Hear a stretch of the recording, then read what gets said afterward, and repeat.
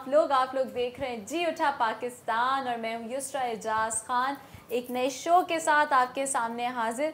आज का शो बहुत ही अहम है, स्पेशली मेंटल हेल्थ अवेयरनेस के हवाले से अगर बात की जाए या सेल्फ अवेयरनेस के हवाले से, सेल्फ रिफ्लेक्शन के हवाले से बात की जाए तो बहुत ही ये अहम टॉपिक है। आज इस टॉपिक पे हम बात करने वाले हैं। आज हम बात करने वाले हैं दिल का बोझ कैसे हल्का किया जाए, इसके बारे में।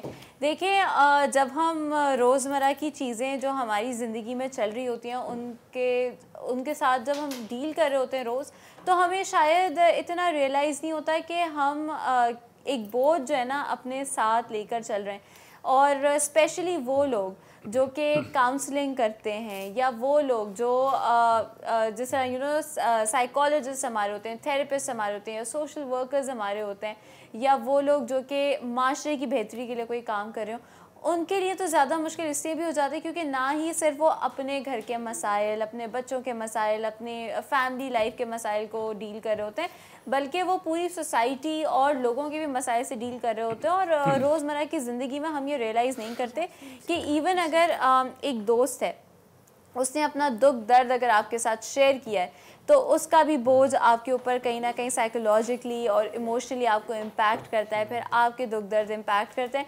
और आजकल का माशरा हमारा ऐसा हो गया है कि हम इस कदर बेहिस लोग हो गए कि हमें आज बड़े अफसोस की बात है कि हमें पता नहीं होता कि हमारे पड़ोसी ने खाना खाया है या नहीं, हमारे पड़ोसी के घर में क्या चल रहा है, क्या उनके घर में सब कुछ नॉर्मल है, क्या उनके घर में सब कुछ सब खुश हैं, सब कुछ ठीक तरीके से चल रहा है। क्योंकि हमें तो आजकल के दौर में ये पता ही नहीं होता कि हमारे बराबर में कौन रहता है, हमारे सामने वाले कौन है।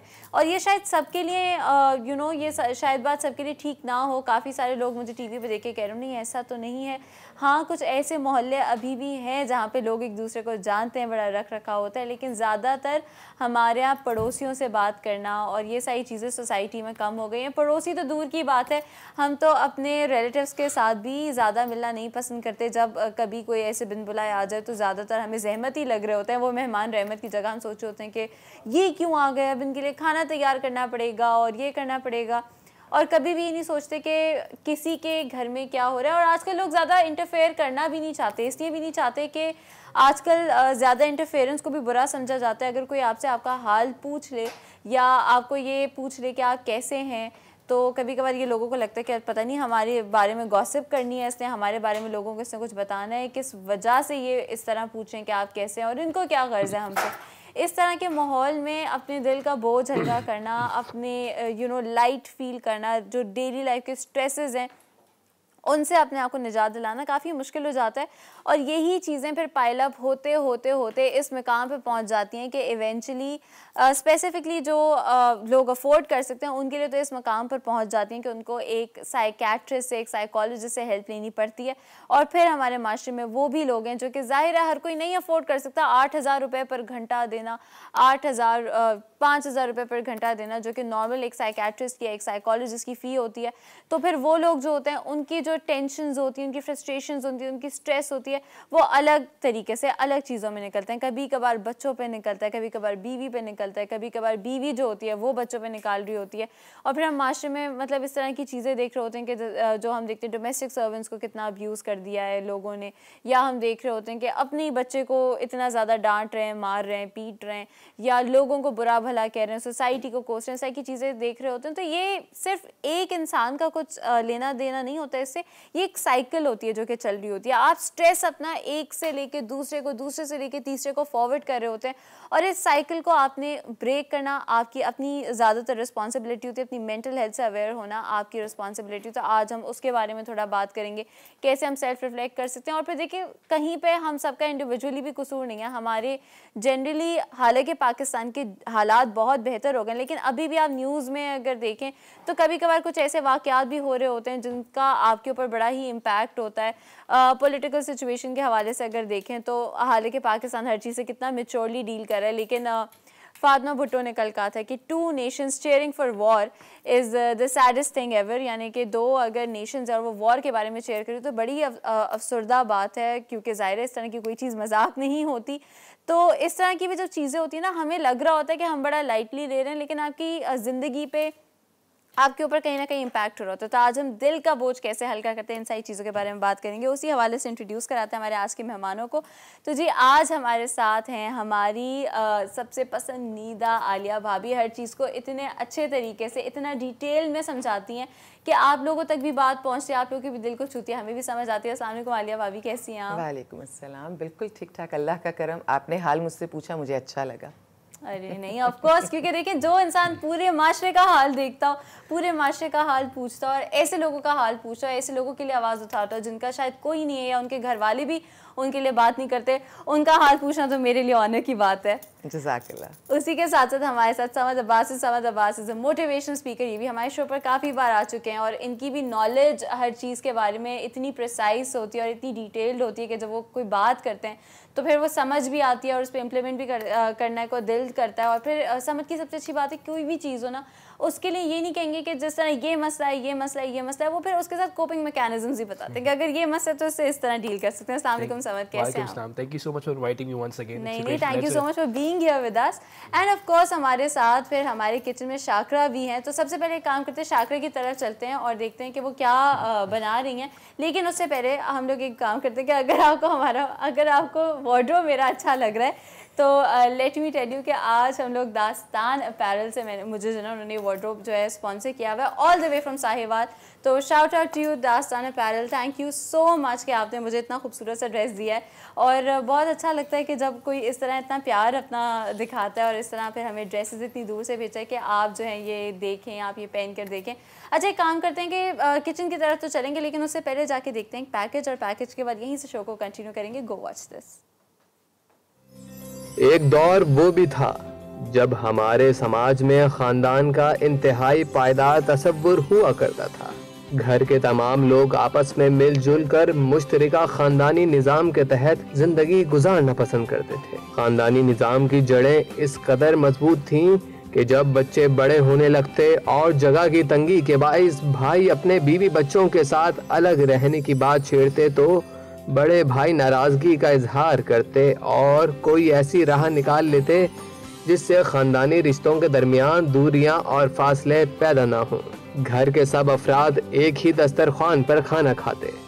कहा जाता कि एक साथ खाना खाने से अल्लाह रिस्क में बरकत देता है और इसी दस्तरखान पर बैठकर खाना खाते हुए औरतों की दिन भर की आपस की नोक झोंक भी सामने आ जाती। बड़े जरा सी देर में हंसते हंसते कोई एक जुमला कहकर मसला सुलझा देते और सब हंसने लगते। घर में किसी बात पर भाई बहनों की लड़ाई हो जाती तो नानी या दादी समझा बुझाकर दोस्ती करवा देती। मोहल्ले और पड़ोस में कोई किसी से नाराज हो जाता तो सुलह करा दी जाती। मियाँ बीवी के दरमियान अनबन हो जाती तो इन्हें भी रिश्ते निभाने की तंबी कर दी जाती। मगर आज ग्लोबल साइंस और सोशल मीडिया के इस दौर में एक ही घर में रहने वाले अफराद अजनबियों की तरह रहते हैं। हफ्तों एक दूसरे से कलाम नहीं करते। एक फर्द का मुंह एक तरफ तो दूसरे का दूसरी तरफ होता है। अब आपस के रवाबित हद दर्जा महदूद होकर रह गए हैं। कोई किसी से अपने दिल की बात करना नहीं चाहता। नतीजतन हर दूसरा शख्स अपने आप से खफा है। हमारे आज के मॉर्निंग शो जी उठा पाकिस्तान का मौजू है, जी का बोझ कहाँ हल्का करें। बिल्कुल कुछ ऐसी सूरत हाल हमारे पैकेज में डिस्क्राइब किया जो कि आजकल हम अपनी नॉर्मल ज़िंदगी में देख रहे हैं, बल्कि आजकल तो बच्चों में और जनरली अगर लोगों में बर्दाश्त जो है ना वो बिल्कुल ही ख़त्म हो जाती है। अगर किसी जैसे आपके वालिद साहब ने आपको कुछ कह दिया और आप इंडिपेंडेंट हैं और आप अर्न करें तो फिर ये हो जाता है कि अच्छा मुझे कैसे कह दिया इन्होंने। या अगर कोई जैसे वालदा हैं और उन्होंने ज़रा दखल अंदाजी कर दी आपकी, या सास तो ज़्यादा ही बुरा लगता है, सास ने कुछ कह दिया कि भाई ऐसे नहीं धोया करो चीज़ें या ऐसे काम नहीं किया करो, तो एकदम से ऐसा होता है कि अच्छा इन्होंने मुझे कहा तो इसका मतलब है कि मेरी वैल्यूज़ को भी इन्होंने क्वेश्चन किया। ये तो मेरी अम्मी के घर तो ऐसे ही धुलता था या मेरी अम्मी के घर तो ऐसे काम होता था। इस तरह की चीज़ें हो जाती हैं, लेकिन we should take life as it goes and we should take it lightly. और वो कहते हैं ना कि हर चीज़ को गो विद द फ्लो आसानी से करना चाहिए और फिर चीज़ें हो जाती हैं। अच्छा जी, उसी के साथ अगर आप हमें कॉल करना चाहते हो और अपना जी का बोझ हल्का करना चाहते हो, कुछ भी अपना कोई मसाइल हमारे साथ डिस्कस करना चाहते हो तो हमें कॉल ज़रूर कीजिए। सारे नंबर्स हमारी स्क्रीन पर डिस्प्ले हो रहे हैं and we are waiting for your calls. उसी के साथ किचन की तरफ चलते हैं, देखते हैं हमारे किचन में क्या हो रहा है। Over to you Shakra. अस्सलाम वालेकुम युस्रा, कैसी हैं आप? Good morning. बिल्कुल ठीक and very happy good morning all of you. और हमारे ऑनरेबल गेस्ट को भी, और आलिया भाभी तो मेरी वैसी ही बहुत ज़्यादा फेवरेट हैं और बहुत मैं इनसे इंस्पायर होती हूँ हमेशा। तो आज फिर हमारे साथ हैं तो मुझे बड़ा मज़ा आ रहा होता है जब ये शो में साथ होती हैं और मुझे बहुत अच्छा लग रहा होता है। और साथ साथ आज हम किचन के अंदर क्या बना रहे हैं, हम बना रहे हैं यहाँ पर मखनी कढ़ाई। हांडी मुंह से निकल रहा था। मखनी हांडी भी तो ज़बरदस्त किस्म की होती है ना, हाँ, इसलिए बहुत मज़े की बनती है। ज़रूर ट्राई कीजिएगा इस रेसिपी को और अपना फीडबैक हमें ज़रूर दीजिएगा। इसके लिए जो आपको चीज़ें चाहिए जल्दी से वो नोट कर लीजिए। हम बना रहे हैं मखनी कढ़ाई। उसके लिए आपको चाहिए ½ kg चिकन और उसी के साथ आपको चाहिए होगा 2 टेबलस्पून बटर। भर कर लीजिएगा। पहले आपने पैन में 2 टेबलस्पून बटर को डालना है। जब वो मेल्ट हो, पकाना नहीं है उसको, फ़ौरन से आपने उसके अंदर चिकन को डाल देना है। चिकन को डालने के बाद जब उसका कलर चेंज होने लगे, जब वो अपनी यानी गुलाबी से थोड़ा सा जो उसका कलर चेंज हो जाता है, बेस से कलर का होने लगता है, उस वक्त उसके अंदर आपने अदरक लहसुन का पेस्ट 2 टीस्पून डालना है। उसी के साथ हरी मिर्चें 4 अदद कटी हुई वो ऐड कर देनी है और उसको 1 मिनट पकाना है।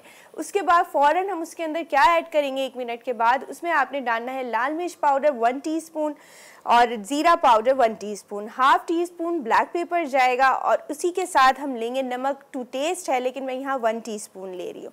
इसके साथ आपने मसाले के साथ इसको पकाना है तकरीबन 1 मिनट और उसके बाद आपने इसके अंदर ऐड कर देना टमाटो प्यूरी, टमाटो पेस्ट जो होता है 2 टीस्पून आप वो लेंगे और उसी के साथ ½ कप दही ऐड कर देंगे।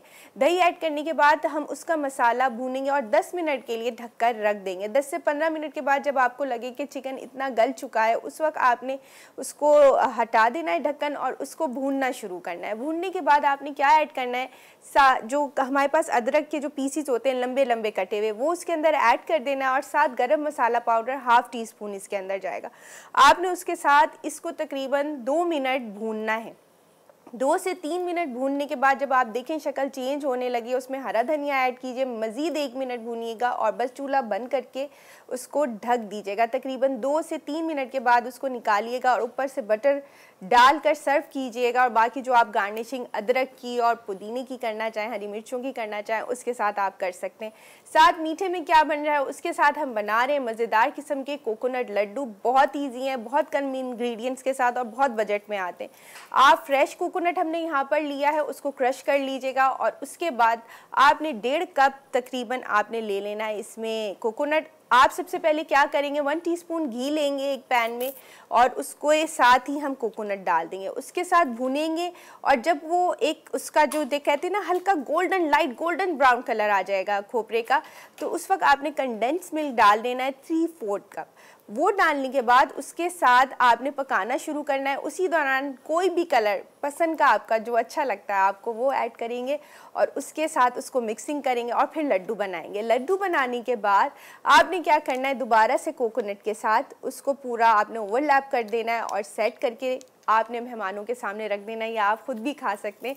और ये हाई टी के लिए भी इस्तेमाल होते हैं, छोटे साइज़ के बनाइएगा, बहुत प्यारे लगेंगे। Over to you Yusra. और फिर मेहमानों ने खाना है। Very excited. अच्छा, आपके कोकोनट लड्डू से ना मुझे याद है मेरे घर में भी वो बनते हैं, कोकोनट के ना समोसे बनते हैं, किसी दिन हम वो भी बनाएंगे, बड़े मज़ेदार बनते हैं वो भी, तो ज़बरदस्त किस्म के होते हैं।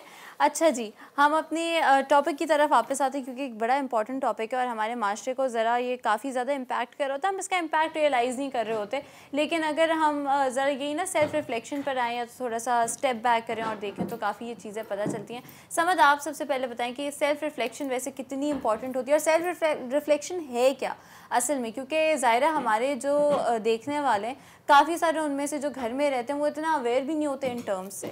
आई think we live in a society जहाँ पर ऑलरेडी आपको बहुत सारे इशूज़, उनमें सबसे बड़ा इशू कि लोग फोकस नहीं कर पा रहे होते।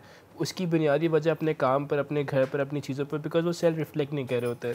एक प्रोग्राम मैंने बहुत अच्छा ट्रेंड किया नेशनल कॉल्ड यूथ जैम, उसमें पहले ही सवाल में से प्रोग्राम में पूछा गया था कि आपकी ज़िंदगी इस लम्हे कहाँ खड़ी है।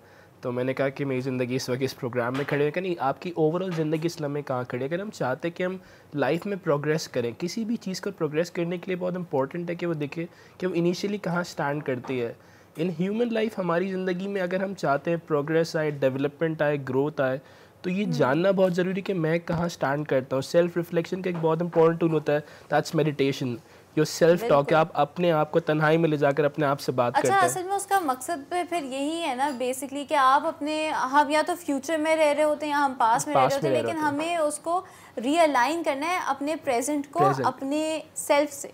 ऐसे बिल्कुल, मतलब बहुत से लोग क्या होते हैं, या तो वो फ्यूचर को बेस बना रहे होते हैं या वो पास्ट को बेस बना रहे होते हैं। एग्जैक्टली, एंड दैट्स व्हाई इनका जो करंट डिसीजन, बहुत सारे फैसले हम ले रहे होते हैं फ्यूचर को देखकर, पास्ट को देखकर, पर बहुत सारे फैसले गलत होती है इसीलिए बिकॉज हम ये नहीं देख रहे होते कि करंट मेरी फीलिंग क्या है। मेल रॉबिन्स बहुत अच्छे होते हैं, बहुत अच्छा काम करते हैं इस पर, वो कहती है कि the moment you feel what you are feeling right now, अपने टाइनी डिसीजंस को कंट्रोल करो। टाइनी डिसीजन कैसे कंट्रोल होते हैं कि आप करंट क्या फीलिंग करो। अगर मैं शो में बैठा हूँ सोच रहा हूँ कि आगे क्या इम्पैक्ट आएगा, लोग क्या सोचेंगे, तो शायद मैं शो में वो बातें नहीं कर पाऊंगा जो मुझे करनी है। इस वक्त ये बात इंपॉर्टेंट है कि मैं शो में बैठा हूँ, मुझे जो बात करनी है उस टॉपिक पे करनी है, that should be the current feeling. So what ever happens in your life, you need to focus what is happening with you and what are your behaviors towards to that situation. So that's the answer. बिल्कुल। उसी के साथ एक call लेते हैं, देखते हैं कौन हमसे बात करना चाहता है। अस्सलाम वालेकुम जी, कौन बात कर रहा है, कहाँ से? अस्सलाम वालेकुम। वालेकुम अस्सलाम, कौन बात कर रहा है, कहाँ से? मैं सबा बात कर रही हूँ कराची से। कैसी हैं आप? बिल्कुल ठीक सबा, आप कैसी हैं? मैं बिल्कुल ठीक हूँ, आपको देख के बहुत अच्छी हूँ। अरे बहुत शुक्रिया, बहुत जबरदस्त जा रहा है माशाल्लाह, आप मुझे बहुत अच्छी लगती हैं। Thank you. मेरी आइडियल है। अल्लाह, थैंक यू सो मच पसंद करने का। पुलाव बनाया था ना मैंने ट्राई करा था, वो पुलाव भी बहुत टेस्टी बना। शाकरा, आपने जो पुलाव बनाया था, जी जी, वो बहुत टेस्टी बना। और जो खाने बताती है ना, उनका बताने का तरीका, समझाने का है, और बहुत अच्छे खाने बताती है ना। जज़ाकल्लाह, बहुत शुक्रिया आपका, बहुत यानी एनर्जी बढ़ गई, और फिर अच्छी अच्छी रेसिपीज आपको बताऊंगी इंशाल्लाह ताला। जी, मैं रेसिपी ना आपकी लिख लेती हूँ, नोट कर लेती हूँ, फिर इजीली बना लेती हूँ। बहुत शुक्रिया, ज़बरदस्त यार, बहुत शुक्रिया आपका हमारे शो को पसंद करने का और शाकरा की रेसिपीज़ पसंद करने का। नो डाउट शाकरा की रेसिपीज़ ऐसे बहुत ज़बरदस्त होती हैं। बहुत शुक्रिया आपकी कॉल का, थैंक यू सो मच सबा, अल्लाह हाफ़िज़। अच्छा जी, जब लोग इस तरह की बातें करते हैं ज़ाहिर है हमें भी अच्छा मिलता है, लेकिन आलिया भाभी आप मुझे ये बताएं कि इतने सारे लोगों के दुख दर्द को बांटना और फिर साथ लेकर चलना मुश्किल तो होता होगा, तो ये किस तरीके से आप डील करती हैं ये हम जानना चाहेंगे। लेकिन पहले एक ब्रेक ले लेते हैं, उसके बाद डिटेल में हम आपसे जानना चाहेंगे। तो लेते हैं एक छोटा सा ब्रेक यहाँ पे, ब्रेक के बाद आप हमें यहीं से ज्वाइन कीजिएगा। देखते हैं जी उठा पाकिस्तान।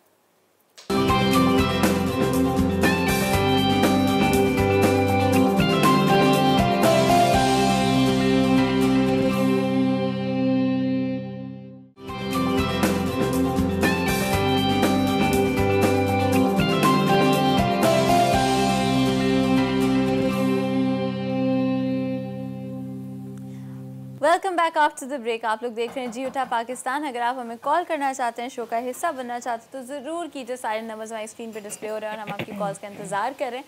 अच्छा, उसी के साथ ब्रेक पे जाने से पहले एक मैंने बड़ा इंपॉर्टेंट सवाल आलिया भाभी से पूछा था। पता नहीं आलिया भाभी कितने लोगों ने आपसे ये सवाल पूछा, लेकिन वो इंसान जो पूरी दुनिया के दुख दर्द बांटता है और उनसे बातचीत करता है, उसके दिल का बोझ कैसे हल्का होता है? अभी हम बात कर रहे थे माजी की, हाल की, मुस्तकबिल की। मैं इन तीनों चीज़ों को इस तरह लिंक करती हूँ कि आप माजी को तो जानते हो, मुस्तकबिल के लिए बहुत सारी चीज़ें सोचते हैं। प्रॉब्लम कहाँ आती है? प्रॉब्लम वहाँ आती है जब मैं अपने लिए कुछ सोचती हूँ या कोई इंसान अपने लिए कोई चीज़ प्लान करता है और वो प्लानिंग उसकी कामयाब नहीं होती। मिसाल के तौर पे शादी करते हैं ये सोच के कि सब अच्छा अच्छा हो जाएगा, मैं शहज़ादी हूँ, मलिका बन जाऊँगी, और वो चीज़ें उस तरह नहीं होती, हम फिर डिस्टर्ब होते हैं। हम पढ़ाई करते हैं बहुत अच्छी कि बेहतरीन जॉब मिलेगी, जॉब नहीं मिलती, फिर हम डिस्टर्ब होते हैं। एक्सपेक्टेशंस हमारी अगर मैच नहीं करें रियलिटी से तो हम डिस्टर्ब होते हैं। एक्सपेक्टेशंस प्लस हमारी प्लानिंग कहीं फेल होती है तो हम डिस्टर्ब हो जाते हैं, फिर हम डिप्रेशन में आते हैं और हम उस चीज़ को फैलाते हैं। हमेशा से शुरू से अपने बच्चे को डे 1 से बता दीजिए कि प्लानिंग का हक आपके पास है, लेकिन प्लानिंग कितनी कामयाब होगी इसका हक अल्लाह ताला के पास। तो आपकी प्लानिंग जैसे ही नाकाम होगी आप फौरन खुश हो जाइएगा उसमें कि अल्लाह ताला की कोई मर्जी उसमें शामिल हो गई है। एक इंसान का काम है do your best and leave the rest. हमने सिर्फ अपने बच्चे को कहना है मैक्सिमम आप आउटपुट दीजिए, बाकी चीजें छोड़ दीजिए। ये चीजें मेरे जहन में भी हैं। यहाँ पे तो आलिया भाभी देखें, जैसे आपने बात की कि हमें अल्लाह ताला पे छोड़ देना चाहिए। यकीनन हमारे सारे अफेयर्स जिस तरह अल्लाह ताला डील कर सकते हैं या अल्लाह ताला हैंडल कर सकते हैं, हम नहीं जानते, लेकिन सबसे बेहतरीन तरीके से होता है। हमारे यहाँ हो जाती है लोगों में ईमान की कमी, फिर क्या होता है उसमें ना फिर मायूसी आ जाती है, और जब वो मायूसी आती है ना, मेरे ख्याल से वो इंसान को दीमक की तरह अंदर से खा रही होती है। व्हेन यू लूज़ होप, तो वो बड़ा मुश्किल वक्त होता है। मैंने तो अपनी सोच बताई, जो ये मेरी सोच है कि मैं ज़िंदगी को यूँ लेती हूँ। अब जब मैं इतना एक काम कर रही हूँ कि वाकई मैं जिस जगह जाकर बैठती हूँ, जो सारिम बनी शेल्टर होम है, वहाँ बदतरीन कहानियाँ आती हैं सोसाइटी की। बिल्कुल, बल्कि कुछ बदतरीन कहानियां जब सूरत हमारे आती साथ है। शेयर करती हैं तो हमें भी हैरत होती है कि ऐसे भी लोग हैं दुनिया में। मैं शेयर नहीं कर पाती। देखो, अगर किसी ने ये समझना हो ना कि सोसाइटी की बहुत बदतरीन क्या है, तो आप कैमरे पे मुझसे नहीं पूछ सकते। वो चीज़ तो मैं आपको कैमरे से हट के ही बता सकूंगी। कैमरे पे तो मैं 40%, 60% जितना मैं उसको बेहतर अंदाज में बना संवार के आपको बता सकती हूँ, बताती हूँ। लेकिन मैंने यही देखा कि जहाँ उम्मीद टूटी और जहाँ ईमान की कमी हुई, वहाँ एक इंसान जो है वो टूटना शुरू करता है। मेरा तरीक़ेकार क्या है कि जब मैं शेल्टर होम में कदम रखती हूँ तो मैं फुल ऑफ एनर्जी होती हूँ, फुल ऑफ लाइफ होती हूँ। वहाँ जाके मैं अपनी पॉजिटिव एनर्जी बांटना शुरू करती हूँ सबको। जो जो मेरे पास आते जाते हैं उनकी नेगेटिविटी मेरे अंदर आती जाती है। ये बिल्कुल सही बात है कि वो मुझ में आती है और मैं पॉजिटिविटी देती जाती हूँ। एक टाइम आता है, कभी अगर स्टोरीज बहुत खतरनाक है तो 2 घंटे में, कभी 5 घंटे में मैं ऐसी हो जाती हूँ जैसे मेरे दिमाग में और मेरे जिस्म में अब जान नहीं है। फिर मैं उसके बाद शेल्टर होम में नहीं बैठ सकती, फिर मैं वापस घर आती हूँ। लेकिन ये अल्लाह का करम है कि जो एनर्जी मैं वहाँ देकर आई होती, क्योंकि मैंने पॉजिटिव एनर्जी दी होती है, तो वो नेगेटिव एनर्जी थोड़ी देर के लिए मेरे पास आती है, बाद में मेरी एनर्जी फिर रिस्टोर होती है। नेक्स्ट डे फिर उसी तरह जाती हूँ, उसी तरह से मैं अपनी सारी एनर्जीज को वहाँ पे जाके बांटती हूँ। बिल्कुल, और ये हिम्मत देने वाला अल्लाह ताला। एक मैं आपको पॉजिटिव और नेगेटिव एनर्जी का मैं बताऊं कि मेरे पास एक केस आया था और उसको उसके सगे भाई को खड़ा करके कहा था कि इसको कत्ल कर दो। Oh my God. उस भाई को उसने कई साल अल्लाह से दुआएं करके जानमाज पे और हर जगह मांगा था गिड़गिड़ा के, तब उस घर में भाई आया था। भाई से कत्ल क्यों करवाया जा रहा था? क्योंकि इस औरत को डिवोर्स हो गई थी और बाप कह रहा था मैंने इलेक्शन लड़ना है, तुम्हारे घर बैठने से मेरी पोजीशन ऑकवर्ड होती है, भले तलाक हो गई है, तुम वापस जाओ। वो बच्ची जब मेरे पास ये सारी बात बता रही थी तो उसका पूरा जिस्म कांप रहा था। और जब मुझे, एक तो होता है कि हम किसी से ज़बान से बात करके उसको अपने करीब कर रहे होते, जब वो बिल्कुल उसका जिस्म उसके काबू में ही नहीं रहा तो मैं करीब गई और मैंने जाके उसके हाथों को बहुत मजबूती से पकड़ लिया। जब मैंने उसको पकड़ा तो मुझे महसूस हुआ कि उसका जिस्म नहीं, उसके गोश्त का एक एक मसल जो है वो कपकपा रहा है। और वो मैंने उसको होल्ड किया। 3 मिनट लगे होंगे, शायद 2 मिनट लगे होंगे, वो उसकी सारी कपकपाहट मेरे जिस्म में आ चुकी थी और मेरी पॉजिटिविटी उसके अंदर जा चुकी थी।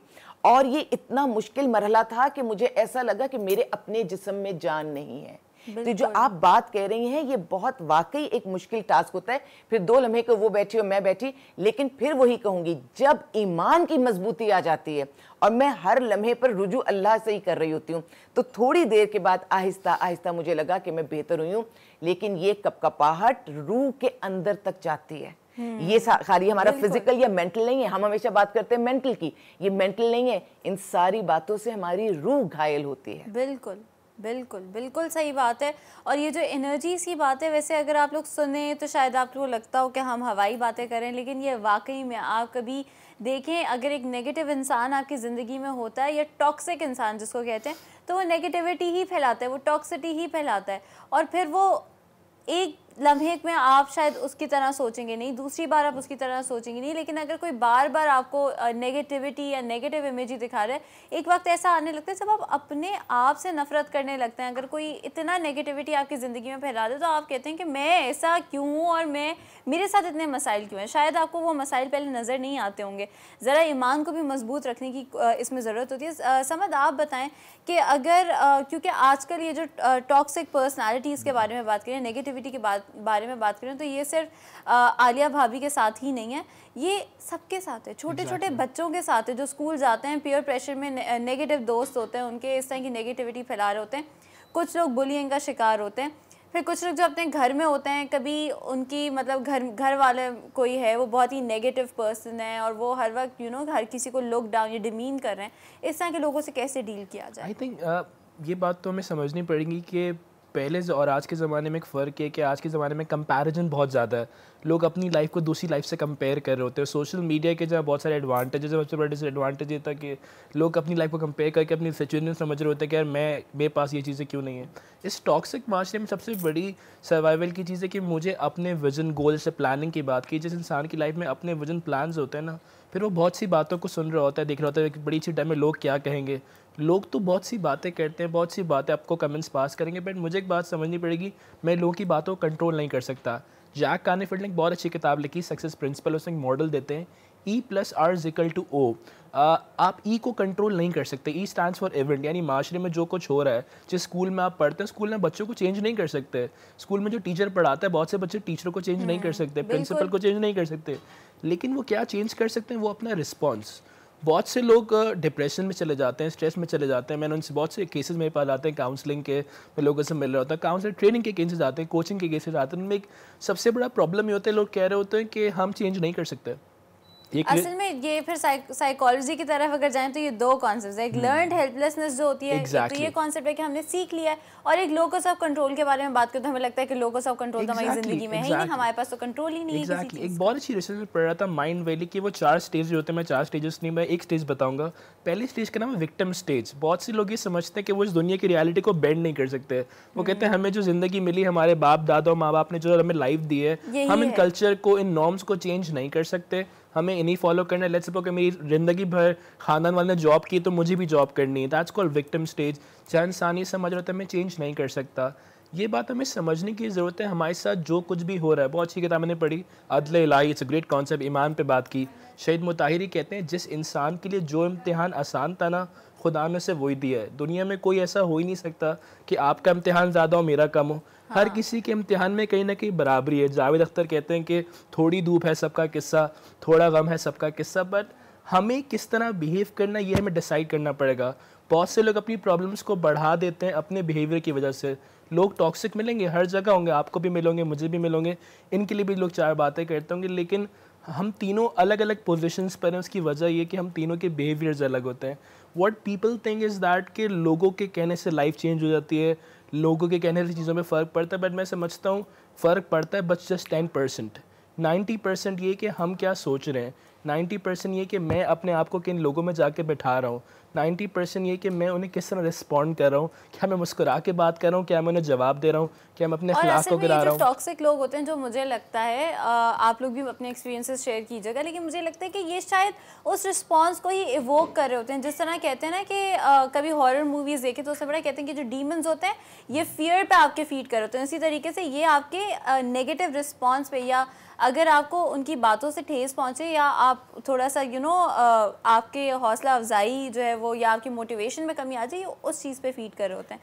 तो आली भाभी, ऐसे लोगों से रोज़मर्रा की ज़िंदगी में जब आप लोग मिल रहे हों, और स्पेशली वो लोग जो, या हमारी वो औरतें जिनका शायद इतना ज़्यादा बाहर जाने का इतना एक्सपोजर नहीं है, जो मजबूत औरत होती है वो तो फिर भी बहुत कुछ सह जाती है, लेकिन जो जिस औरत को इतना एक्सपोजर नहीं मिलता, वो भी अपनी तरफ से तो बेस्ट कर रही होती है, लेकिन कहीं ना कहीं हिम्मत हार जाती है। किस तरीके से उसको अपने आप से, अपनी सिचुएशन से डील करना चाहिए? देखो, औरत या कोई भी इंसान मजबूत क्यों होता है, कब होता है? वो मजबूत तब होता है जब उसके ब्रॉटअप में वो चीज़ें डाली जाती हैं। और मेरा एक्सपीरियंस ये है, इवन शेल्टर होम के हवाले से भी, कि आप दुनिया से नहीं टूटते, आप आमतौर से बाहर के लोगों से नहीं टूटते, आप टूटते हैं अपने इमीडिएट जो आपके रिश्तेदार, आपके पास करीबी जो लोग होते हैं।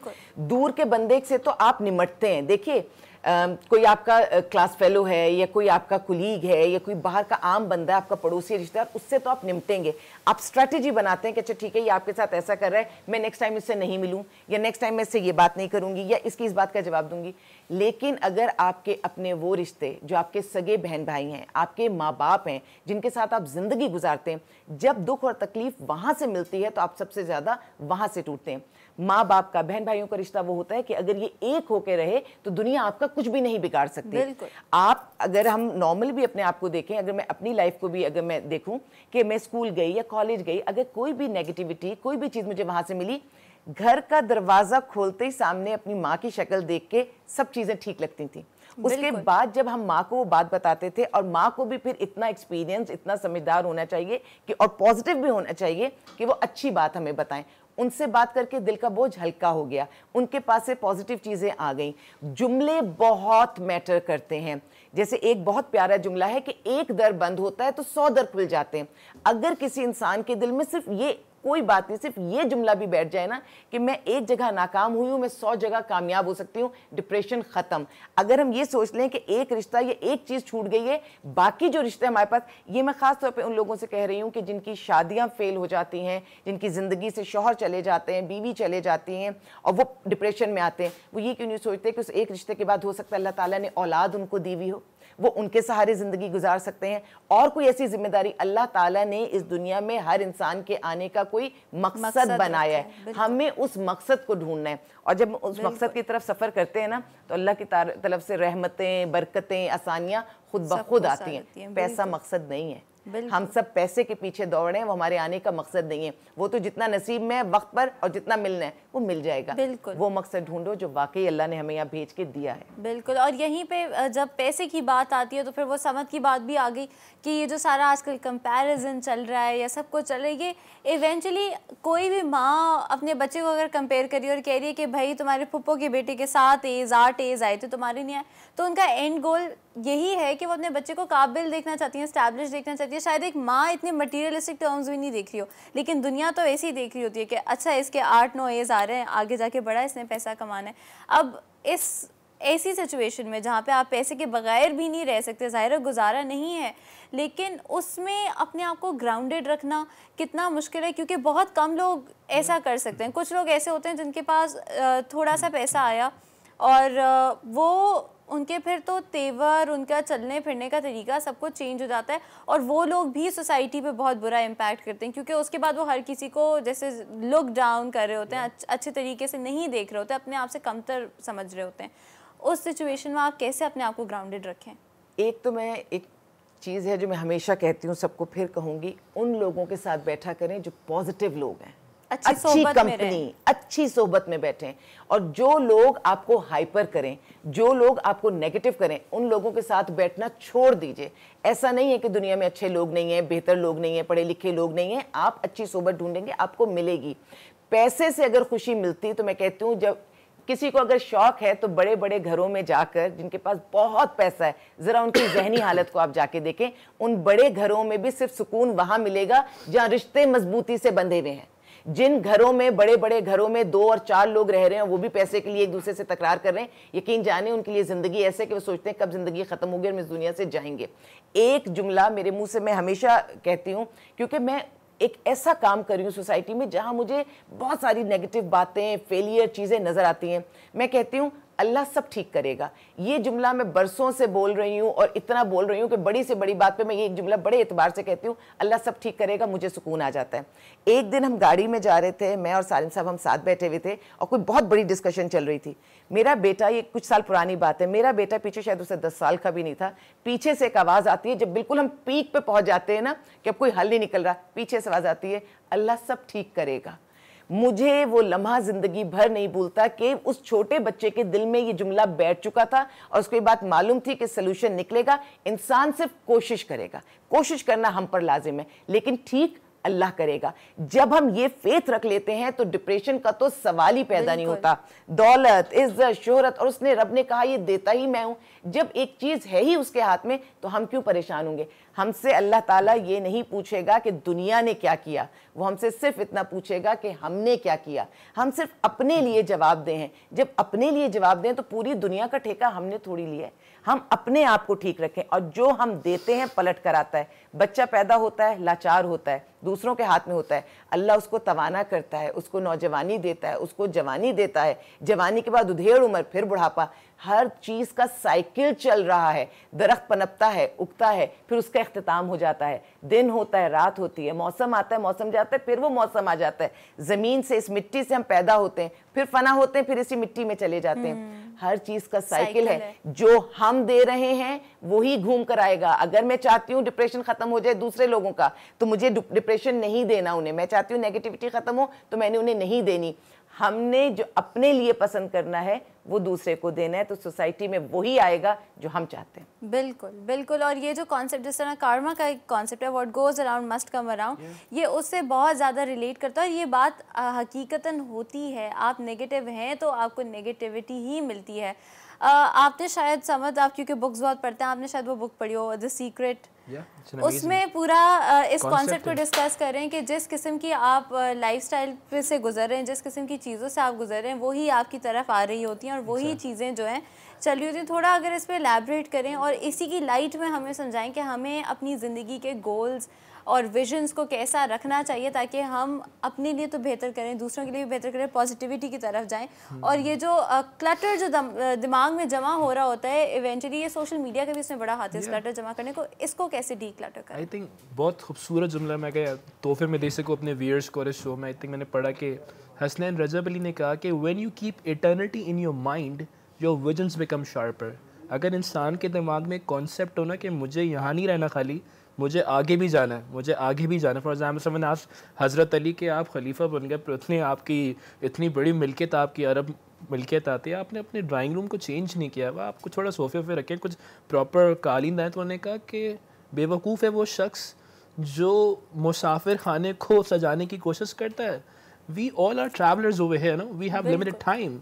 हमारे विजन्स गोल में एक चीज़ का कॉन्सेप्ट होना बहुत ज़रूरी, दैट इज़ इटर्निटी। फॉर जब स्टीव जॉब से पूछा गया आपने एप्पल कैसे बनाया, इतनी सारी एप्लीकेशंस आपने लॉन्च की, इतनी सारी डिवाइसेस लॉन्च की, स्टीव जॉब्स ये कह रहे हैं कि मैं अपनी ज़िंदगी में जो काम करता था वो ये सोच के करता था कि मेरा आखिरी दिन है, that's my last day. I think मुझे लग रहा है दुनिया में अगर कोई बेहतरीन गोल और विजन सेट कर पाया है, उसकी एक वजह है कि उसने अपनी विजन्स को डेप्थ में जाके सेट किया बिकॉज ऑफ इटर्निटी कॉन्सेप्ट। दूसरी बात, यही हमारी सबसे अच्छी बात है कि मज़हब हमारे यही सिखाते हैं कि ये तो दुनिया तो फ़ानी है और एंड में तो आखिरत भी होनी है। फिर हमने मतलब मौत का वो कहते हैं ना, every soul must taste death, और उसके बाद आगे जाके आपकी फिर सैल्वेशन है, फिर आपने जन्नत में जाना है या दोज़ख में जाना है, वो आपके अमाल सेट करेंगे। ये कॉन्सेप्ट तो हमारे दिमागों में बचपन से हमारे रिलीजन ने डाला हुआ है। एग्जैक्ट, और ये खाली हमारे रिलीजन में, ऑलमोस्ट हर रिलीजन में। Second important thing is that के first is eternity and second is death. अगर आप डेथ को भी रिमाइंड कर रहे हैं कि मेरे पास लिमिटेड टाइम है,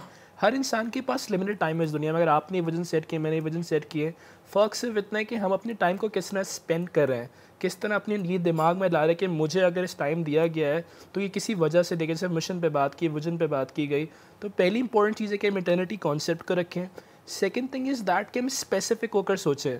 बहुत से लोग विजन और गोल को सेट कर रहे होते हैं बट वो जनरल, फॉर एग्जाम्पल मैं घर बनाऊंगा, मैं ये काम करूँगा, कब बनाऊँगा, कैसे बनाऊँगा। गोल और आइडिया में फ़र्क क्या होता है? गोल और आइडिया में सबसे बड़ा फ़र्क ये कि जो गोल है वो स्पेसिफिक होता है और आइडिया इज़ जो general. For example if I ask you Karachi में सबसे ज़्यादा आइडियाज़ कहाँ पर है, तो शायद आप कहेंगे कब्रिस्तान में, बिकॉज यू नो बहुत सारे लोग आइडियाज़ को लेकर अपने साथ दफन हो गए, उन्हें एग्जीक्यूट नहीं कर पाए। I think my second idea is execution. आप अगर कोई भी काम कर रहे हैं एटलीस्ट स्टार्ट करें, एटलीस्ट आप छोटे से स्टार्ट करें किसी भी विजन को लेकर। फॉर एग्जाम्पल बहुत से लोग ज़िंदगी में अपने विजन गोल को स्टार्ट नहीं कर रहे होते कि मेरे पास तो रिसोर्सेज नहीं है, मेरे पास तो वो नहीं। अगेन यहाँ पे ईमान की बात आ जाती है, बड़ी सी लाइन मैंने पढ़ी कि I don't understand people believe in God and they still look worried. मुझे हैरत होती है उन लोगों को देखकर जो खुदा पर भरोसा भी रखते हैं और परेशान भी नजर आ रहे हैं। बड़ा लाइन, मतलब समथिंग, कुछ जुमले ऐसे होते हैं जो मैं समझता हूँ पूरी कायनात को अपने समेटे बैठे हुए। आई थिंक हमें ये चाहिए कि हम स्पेसिफिक होकर काम करें, इटर्निटी के कॉन्सेप्ट को रखिए। तीसरी चीज़, विजन और गोल्स जो है ना, क्या ही सिर्फ हमारी ज़ात के हद तक है? बहुत खूबसूरत मैंने एक अभी आर्टिकल पढ़ा कि पहली स्टेट विक्टिम स्टेट थी जहाँ इंसान रियलिटी को बेंड नहीं कर पा रहा था। दूसरी स्टेट ये होती है कि जहाँ वो क्वेश्चन करता है, जहाँ वो रियलिटी को बेंड करता है। तीसरी मैं स्किप करूँगा, चौथी स्टेट होती है एक्स्ट्रा ऑर्डिनरी, यानी इस स्टेट पर इंसान वो काम कर रहा होता है जो उसे विस्पर हो रहे होते हैं। फॉर एग्जाम्पल फर्स्ट और सेकेंड स्टेट पे माशरा में सिखाता है कि गाड़ी लो, माशरा सिखाता है कि अच्छे कपड़े पहनो। तीसरी चौथी स्टेट पर आपको विस्पर होता है कि let's suppose shelter home start किया जाए, क्या इससे पहले किसी ने स्टार्ट किया? आई थिंक ये विस्पर है, इंट्यूशन इनको कहा गया कि काम करो। अगर ये शेल्टर होम स्टार्ट नहीं करती है, मैं ट्रेनिंग कंपनी स्टार्ट नहीं करता, शायद कोई और करता। We live in a world जहाँ पे हमें अपने विजन्स और गोल्स में देखना पड़ेगा कि खाली मेरे लिए ना हो, खाली मेरी फैमिली के लिए ना हो। ये इसमें कहीं ना कहीं माशरे का इम्पैक्ट भी आना चाहता है। मैं इस बात को कंक्लूड करूँगा इस बात पर कि इन 7 सालों में मैं जहाँ भी गया, यूनिवर्सिटीज़ में, कॉर्पोरेट्स में, जहाँ मैं ट्रैवल कर रहा हूँ, मैंने देखा कि लोग अपने लिए बहुत स्पेसिफिक गोल सेट करें। फिर आस्क यू आपका क्या प्लान होना चाहिए? मैं MBA करूँगा, मैं MPhil करूँगा, मैं PhD करूँगा। आप कहाँ रहेंगे? जी मैं फ़ला इलाके में रहूँगा। फैमिली के लिए क्या गोल है? फैमिली के लिए जी मैंने ये सोच रखा है अपनी वाइफ के लिए मैं करूँगा, अपने बच्चों के लिए तो मैं फ़ला स्कूल में एडमिशन कराऊँगा, उनका स्कूल में दाखिला कराऊँगा। What about society? अगर मालिक ने आपको कुछ ज़्यादा दिया था, शायद उसकी एक वजह ये थी कि आप कहीं ना कहीं सोसाइटी का सोच रहे हैं। मैंने बहुत पढ़े लिखों में बैठ कर ये सीखा कि वो ज़्यादा पढ़े लिखे नहीं है, बिकॉज इंसान माल से अमीर नहीं, ख्यालात से अमीर होता है। अगर आप एटलीस्ट किसी को नहीं हेल्प कर सकते, आप सोच तो सकते हैं, आप गोल तो लिख सकते हैं कि यार मैं आने वाले 5 साल बाद एक लेट्स सपोज एक छोटा सा इंस्टीट्यूशन बनाऊंगा या मैं 2 बच्चों को सर्व करूंगा। मुझे ऐसा लगता है कि we live in a world जहाँ पे विजन में इटर्निटी का होना बहुत ज़रूरी है, विजन में स्पेसिफिक होना बहुत ज़रूरी है, विजन सेल्फ सेंटर्ड नहीं होना चाहिए, vision has to be a broader one. मालिक ने जब हमें ख्याल किया उसकी एक वजह ये कि हम ओवरऑल होकर सोचें।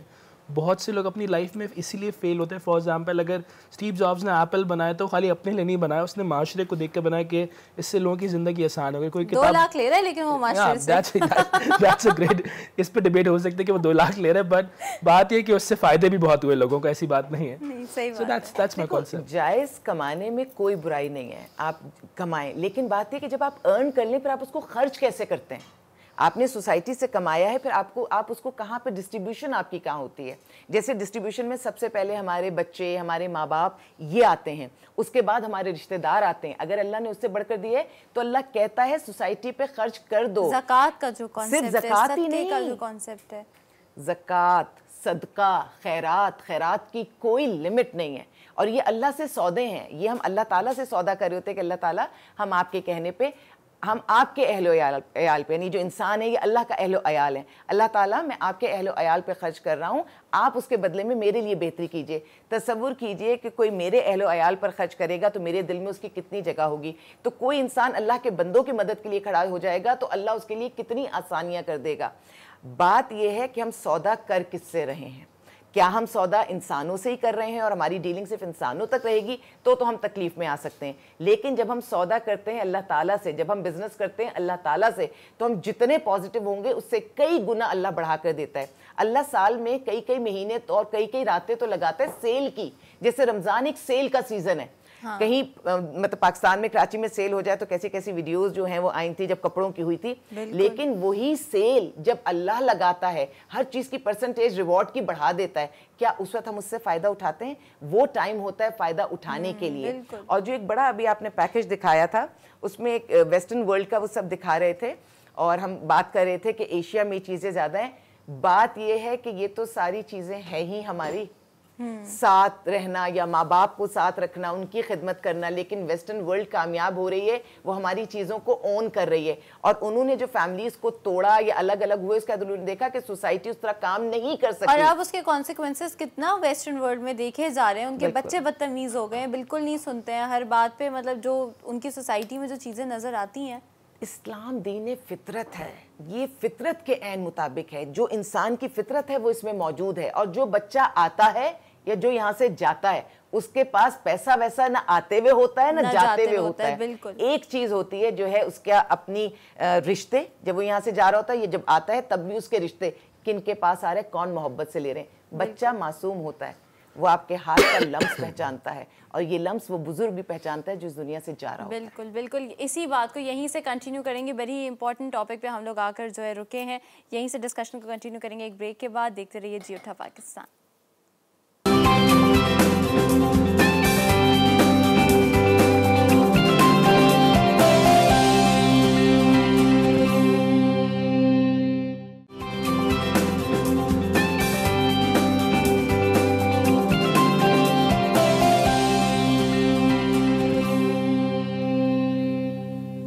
Welcome back after the break. आप लोग देख रहे हैं जी उठा पाकिस्तान। ब्रेक पे जाने से पहले हम एक बड़ी अच्छी जो बात है या बड़ी एक वैलिड बात हम लोग डिस्कस कर रहे थे। और आलिया भाभी ने जो बोला था कि भाई दुनिया तो फ़ानी होती है, एक इंसान क्या लेकर आता है अपने साथ, कुछ भी नहीं लेकर आता।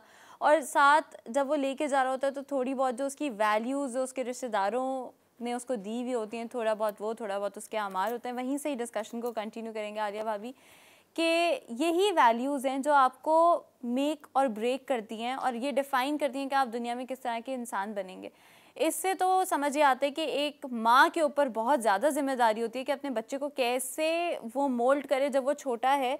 और आजकल शायद वो वैल्यूज़ हमें नज़र नहीं आती। जिस तरह के आप घरों में माहौल देखें, बच्चों को ये सिखाया नहीं जाता कि वालिदैन से कैसे बात करनी है, या शायद बच्चे भूल गए हैं, या ग्रैंड पेरेंट्स से कैसे बात करनी है। बल्कि पहले का जो कल्चर होता था वो काफ़ी कम अब हमें नज़र आता है, जहाँ पे ग्रैंड पेरेंट्स ने बस कह दिया अगर कुछ तो उन्होंने कह दिया है। आजकल ये होता है कि ग्रैंड पेरेंट्स किसी चीज़ के लिए मना करते हो तो बच्चे आगे से कहते नहीं, तो मेरे पेरेंट्स ने तो अलाउ किया है तो आप तो नहीं हमें कह सकते।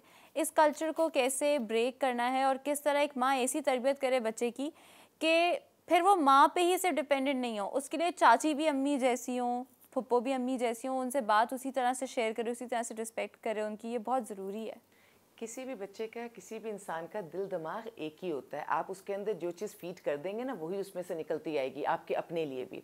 जब आप अपने बच्चे को ये सिखा देंगे कि आप चाची को जवाब दे सकते हैं, या अगर आपने चाची को जवाब दे दिया तो कोई बात नहीं, चाची शिकायत करेंगे तो भी हम उसको नोटिस नहीं करेंगे, आपने दादी को कहा, नानी को कहा, हम नोटिस नहीं करेंगे। अगर ऐसा बच्चे को माहौल मिलेगा तो वो चंद दिनों की बात होती है कि वो चाची के साथ या दादी के साथ वो बात हो रही होती है, वो फाइनली आते आपके ऊपर है। वो फिर वो जो उनकी इज्जत, जो बड़े की इज्जत नहीं करता वो अपने माँ बाप की भी इज्जत नहीं करता, क्योंकि वो भी बड़े के जुमरे में आते हैं। और जहाँ तक ज्वाइंट फैमिली है, ज्वाइंट फैमिली का अगर सरबराह अच्छा है तो मैं कहती हूँ उससे बेहतरीन कोई सिस्टम ही नहीं होता। हाँ, मैं ये ज़रूर कहती हूँ आजकल का जो पूरा निज़ाम चल रहा है उसको देखते हुए कि ये हो सकता है कि आप अपने किचन अगर अलग कर लेते हैं, आप अपनी एक दूसरे की ज़िंदगी में बहुत ज़्यादा दखल अंदाजी नहीं करते, लेकिन दोपहर का खाना, रात का खाना वो तो आप साथ बैठकर खा सकते हैं। और ये जो एक प्लेट में खाने का रिवाज ख़त्म हो गया है, ये इतना प्यारा रिवाज है कि जब आप, खाना इंसान की बुनियादी ज़रूरत है, जब हम खाना खा रहे होते हैं तो हमारा दिल दिमाग बहुत एक्टिवली काम कर रहा होता है।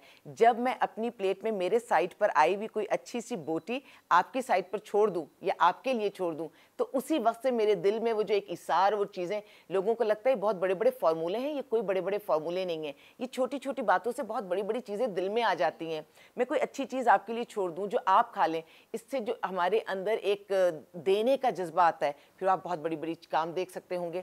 मिसाल के तौर पे अगर आप साथ में रह रहे हैं और दादी की खांसी की आवाज़ आती है, मैं अपनी फैमिली की बात इसलिए करती हूँ क्योंकि वो ज़्यादा ऑथेंटिक मुझे लगती है।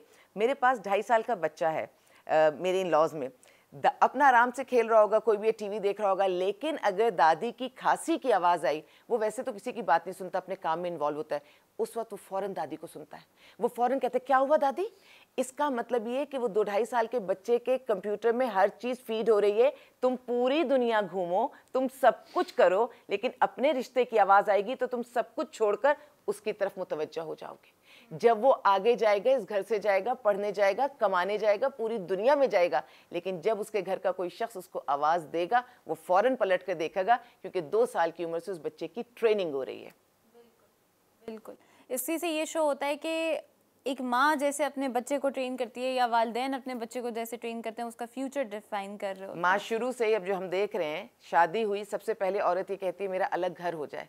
अलग घर होने का मतलब ये रिश्ते तो ये उस तरह आपको नहीं मिलेंगे ना, फिर आप जब उसको अलग लेके रखेंगे फिर ये वाली ट्रेनिंग्स कैसे होंगी। लेकिन उसमें मैं ये ज़रूर कहूँ, क्योंकि बहुत सारी बहुएं देख रही होंगी, वो ये परेशान होंगी कि ऐसे माहौल कभी कभी जॉइंट फैमिली में होता है कि वो रह नहीं पाते, तो उसमें फिर मैं घर के बुजुर्ग पर भी बहुत बड़ी जिम्मेदारी डालती हूँ कि उन्हें मिला कर रखना आपकी भी बहुत बड़ी जिम्मेदारी है। अल्लाह ने आपको बुजुर्ग बनाया है तो अपने दिल को भी उतना वसी कीजिए। और बहुत बड़ी रिस्पॉन्सिबिलिटी ये भी है कि बैलेंस करना चीज़ों को, ये ना हो कि किसी की तरफ आप ज़्यादा सीखिए, माफ़ करना सीखिए।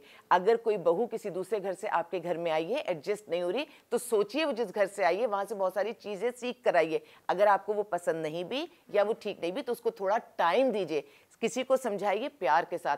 डंडे से सिर्फ जिस्म जो है ना उनको अपने काबू में किया जा सकता है, कंट्रोल किया जा सकता है, दिलों को नहीं आप कंट्रोल कर सकते। उसको कंट्रोल करने के लिए आपकी सॉफ्टनेस, आपका प्यार, आपकी मोहब्बत, आपकी तवज्जो चाहिए होती है। अच्छा, ये तो जैसे आपने बता दिया कि घर का जो लीडर है या घर का जो बड़ा है, सरबराह जो है, ये उनको इस तरह करना चाहिए।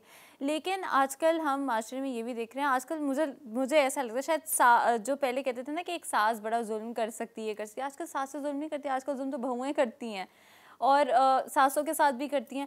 उनका क्या होता है कि इतना हमारे माशरे में, मुझे ये लगता है, इतना पैरानोया क्रिएट हुआ हुआ है हर चीज़ पे कि अगर आपके साथ ज़रा सी भी इनकन्वीनियंस हो गई है या ज़रा सा भी ऐसा हो गया कि आज आपको थोड़ा सा कुछ काम करना पड़ा है, तो वो फिर माएँ कह रही होती हैं कि तुमने कैसे काम कर लिया, तुम कैसे उठ गई, कोई और क्यों नहीं, किसी और ने क्यों नहीं करा। और इस तरह की नेगेटिविटी वो अपने बच्चों के अंदर जब फीड कर रहे होते हैं, तो चाहे उसकी किसी लड़की की जब शादी बड़ी वनरेबल होती है, क्योंकि उस वक्त उसको लग रहा था कि उसके हस्बैंड के अलावा उसका कोई भी नहीं है उस घर में, और आहिस्ता आहिस्ता फिर आपकी बातचीत बढ़ती है, सब कुछ होता है। उस सिचुएशन पे किस तरीके से एज एन इंडिविजुअल उसको अपने आप को सही रखना चाहिए, और यहाँ पे भी अपना बोझ या अपनी फ्रस्ट्रेशन कैसे हल्की करनी चाहिए, क्योंकि देखें वो उसका कंप्लेन नहीं कर सकती किसी से भी, अपने घर पे भी ज़्यादा नहीं कह सकती, अपने ससुराल में भी ज़्यादा नहीं कह सकती, तो बैलेंस करना ज़रा मुश्किल हो जाता है। हस्बैंड और वाइफ का रिलेशन होता बहुत खूबसूरत है, बहुत मजबूत है, लेकिन कई जगहों पे वो बहुत नाजुक होता है। एक लड़की को अपनी सास के दिल में ज़रूर जगह बनानी चाहिए। उसकी वजह है ज़िंदगी की किसी भी स्टेज पे, जैसे घर टूटते हैं, मसले मसाइल पैदा होते हैं, वो शौहर जो बीवी को डिच कर सकता है या बीवी को ज़िंदगी से निकाल सकता है, वो कभी भी अपनी माँ को ज़िंदगी से नहीं निकाल सकता, उससे रिश्ता ख़त्म नहीं कर सकता। और अगर उसने अपनी सास से एक अच्छा रिलेशन रखा हुआ है, जब वो खड़ी होगी तो जीत सिर्फ बहू की होगी। बेटा, वो मर्द अपनी बीवी के साथ कुछ भी कर सकता है, वो अपनी माँ के हवाले तो उसने सिर्फ हाथ जोड़ के उसने अपनी माँ की इज्जत ही करनी है। और माँ जब खड़े होकर कहती है कि मेरी बहू या मेरी बेटी सही कह रही है, तो फिर उस मर्द की हिम्मत नहीं होती। मैंने वो घर भी देखे हैं जहाँ बहुत सारे ऐसे मर्द जो अपनी ताकत का इजहार करना चाहते हैं, सिर्फ इसलिए नहीं कर सकते कि उनकी माँ वहाँ पर होती है। मैंने एक ऐसे, मेरे बेटे ने बताया, ये किस्से इसलिए शेयर करने के हैं कि उनके वालिद घर में आते हैं और वो सही हालत में नहीं थे, वो जिस हालत में घर में तशरीफ़ लाते हैं, उनके बेटे ने जाके सिर्फ दादी को इन्फॉर्म किया है, और दादी ने, और ये घर उनके बाप का ही था, दादी ने कहा आइंदा इस हालत में मेरे घर में दाखिल नहीं होना। ये जुमला उस आदमी को ना उसका बेटा कह सकता था, ना उसको बीवी कह सकती थी, ये जुमला उसको सिर्फ उसकी माँ कह सकती थी। उसने माँ के पैर पड़े, माँ से माफ़ी मांगी, और वो दिन है, आज का दिन है, वो बिल्कुल ठीक हो गया, क्योंकि ये माँ का हुक्म था। माँ जिस तरह से अपने बेटे को कंट्रोल कर सकती है, जो आपका शौहर होता है, तो कंट्रोलिंग पावर माँ के हाथ में होती है। माँ को औरत से मत मिलाइए, माँ को रुतबा दीजिए, माँ का उसको वहीं प्लेस कर दीजिए, तो वो बूढ़ी है, जवान है, किसी भी हाल में वो बहुत स्ट्रांग है। बिल्कुल। और इस तरह की रिलेशनशिप्स के मतलब इस तरह का जो एस्पेक्ट या पहलू है, शायद हमारी सोसाइटी में इतना ज़्यादा, जैसे ड्रामे या हमारे कल्चर में इतना सोशल मीडिया पे भी हाईलाइट नहीं हो रहा होता, और इतना इस तरीके से किसी ने कभी मुझे भी कभी इस तरह से समझाया नहीं। तो मैं आज बड़ी शॉक्ड हूँ कि आपने इतनी प्यारी बात की है कि वो किसी की माँ भी हैं, और अगर आप उनसे, जैसे हमें तो ये बताया जाता है ना, जब शुरू में शादी हुई तंग करो तो सास से बच के रहना, लेकिन इस तरह किसी ने बताया कि सास के करीब हो जाओ और उनको, यानी उनके साथ कन्फाइड करो और उन पे अपना ट्रस्ट बिल्ड उनके साथ करो, तो कितनी सारी चीज़ें जो है ना, वो आप अगर उससे अपनी सारी चीज़ें शेयर कर लेती हैं और आपका कॉन्फिडेंस वहाँ बन जाता है। आप क्या करना चाहती हैं घर पे, अपना एक वो चाहती हैं कि आपकी एक से हो ना, तो असल में से तो माँ की ही होती है, लेकिन कितनी प्यारी बात है कि आप अपनी बात माँ तक पहुँचा दें और माँ सारा वो काम आपको कर दे जो आप करना चाह रही हैं, तो टेंशन खत्म। माँ की इज्जत अपनी जगह और आप जो हैं आप अपनी जगह स्ट्रांग है। अच्छा जी, तो समझ, ये तो जैसे आलिया भाभी जो बात करती हैं वो बड़ी ही एक तो रियलिस्टिक बात होती है, ज़रा घरेलू बात भी होती है, जो कि शायद एक्सपीरियंसेस ही सिखाते हैं। आपका एक्सपीरियंस ही है जिसने आपको इतनी सारी चीज़ें सिखाई हैं, इतने सारे लोगों से जो इंटरेक्शन होता है वो। हम अगर जनरेशन, हमारी यूथ की बात करें तो उसमें भी यही होता है कि एक तो ट्रस्ट इश्यूज़ बहुत होते हैं। आप जनरली अगर देखें आजकल की जो हम सिचुएशन सुन रहे होते हैं, आप गलत इंसान पे ट्रस्ट कर लें, आप साइबर क्राइम का वो लाइक साइबर हरासमेंट का आप शिकार हो जाते हैं, या इवन आप कॉलेज स्कूल्स में, आपको भी पता है रूमर्स लोगों के बारे में ऐसे फैलते हैं जो कि बहुत आपका कॉन्फिडेंस भी शाटर कर रहे होते हैं और सब कुछ, और उस सिचुएशन में ज़रा डर, पैरानोया भी बैठ जाता है। तो उस पे जो हम बात करेंगे, जी हल्का करना, what is it basically, it's just like sharing your feelings and reflecting upon yourself. ये उस सिचुएशन में करना जहाँ पे इतनी peer pressure, cut throat competition, और फिर इतनी पीयर प्रेशर और इस तरह की इन्वायरमेंट है जहाँ पे आजकल घर पे भी सबको कहते हैं कि किसी को ट्रस्ट इतना नहीं किया करो, और जनरली भी हम किसी को ट्रस्ट करने से डर रहे होते हैं क्योंकि हमारे जनरली एक्सपीरियंसेस ऐसे होते हैं। उसमें क्या करें? बहुत सी चीज़ें ऐसी हैं जो मैंने की कन्वर्जेशन को सुना, एक्सपीरियंसेस से आती हैं। आई थिंक कुछ चीज़ें हिस्ट्री से भी दिखनी पड़ेंगी। आई थिंक ट्रस्ट इशूज़, मसाइल, चैलेंज जी हल्का करना, मैं आपको 2 किताबें रिकमेंड करूँगा, एस्टोनिशिंग बुक्स। आई थिंक ये एक मैंने रास्ट लाइट किताब पढ़ी, जब मुझे टॉपिक वो, तो मैं इस पर कुछ रिसर्च कर, मैंने किताब मिली अली और तन्हाई, रिटन बाय अली शरीयती। इसे द फोर्थ खलीफा अली शरीयती ने लिखा कि जो चौथे हमारे खलीफा हज़रत अली थे, वो इतनी बड़ी मिल्कियत रखने के बाद सब कुछ रातों को रोया करते थे जा के तन्हाई में। जॉर्ज जेरडाक और लैबनीज क्रिस्टन ने किताब लिखी the voice of human justice. George Jordac कह रहे हैं, उनका लास्ट चैप्टर है अली की आखिरी रात, वो कहते हैं लास्ट नाइट दुनिया भर के बोझ को अपने दिल पर रख कर आसमान से बातें कर रहे हैं, कह रहे हैं मैंने किसी के बोझ को अपने दिल पे नहीं रखा, मैंने कोशिश की मैं दुनिया को दूँ। आई थिंक दुनिया में ना ये साइकिल रहा है, हर किसी इंसान को बोझ उठाना पड़ा है। हर किसी, जो इंसान किसी कॉज के लिए काम करेगा, जो इंसान किसी मकसद के लिए काम करेगा, उससे तकलीफ़ात देनी पड़ेंगी। फॉर एग्ज़ाम्पल रॉबिन शर्मा कहते हैं एंटी मेजॉरिटी टेक्निक। अगर मैं चाहता हूँ ना मैं दुनिया की 5% पॉपुलेशन में आ जाऊँ, तो मुझे वो काम करना पड़ेगा जो 5% पॉपुलेशन करती है। I give an example, 95% people in this world are the pleasure seekers. 95% क्या वो प्लेजर सीख कर रहे होते हैं, सब खा रहे हैं, पी रहे हैं, इन्जॉय कर रहे हैं, डिफरेंट फंक्शंस में जा रहे हैं, म्यूजिकल शोज में जा रहे हैं, just they are the seekers, pleasure seekers. 5% लोग क्रिएटर्स होते हैं। मिसाल के जो शो करवा रहे हैं, जिन्होंने चैनल को स्टार्ट किया, इट्स नॉट ईजी। उन्होंने बहुत बड़े बर्डन को अपने ऊपर लिया, एक नई चीज़ स्टार्ट करी, अच्छे शोज़, लोगों की सैलरीज निकाला, जस्ट लाइक वो बहुत से पेन को बर्दाश्त कर रहे होते हैं। और बहुत हद तक ये डिमांड और सप्लाई का भी काम होता है। Giving people what they want is not easy, क्योंकि क्रिटिसाइज करने वाले तो बहुत लोग अगर मैं चाहता हूँ मैं लाइफ में कुछ क्रिएट करूँ, तो मुझे बात समझनी पड़ेगी कि मुझे बोझ को उठाना पड़ेगा। बोझ हल्का कैसे होता है? जब इस पे बात की जाए, जब आपका काम किसी मकसद के लिए होता है ना। हार्वर्ड यूनिवर्सिटी का आर्टिकल HBR का, how to release the work stress, work place पर रहकर अपने स्ट्रेस को कैसे कम करूँ। Let's suppose I working in GTV and I face some lot of stress issues. ना शो का स्ट्रेस है, मॉर्निंग शो का स्ट्रेस है, बहुत सारे स्ट्रेस है। हार्वर्ड का आर्टिकल कह रहा है कि तुम्हें बाहर जाने की ज़रूरत नहीं है, तुम अपने वर्क प्लेस पे किसी ऐसे इंसान को ढूंढो जो परेशान हो और उसके स्ट्रेस को कम करो।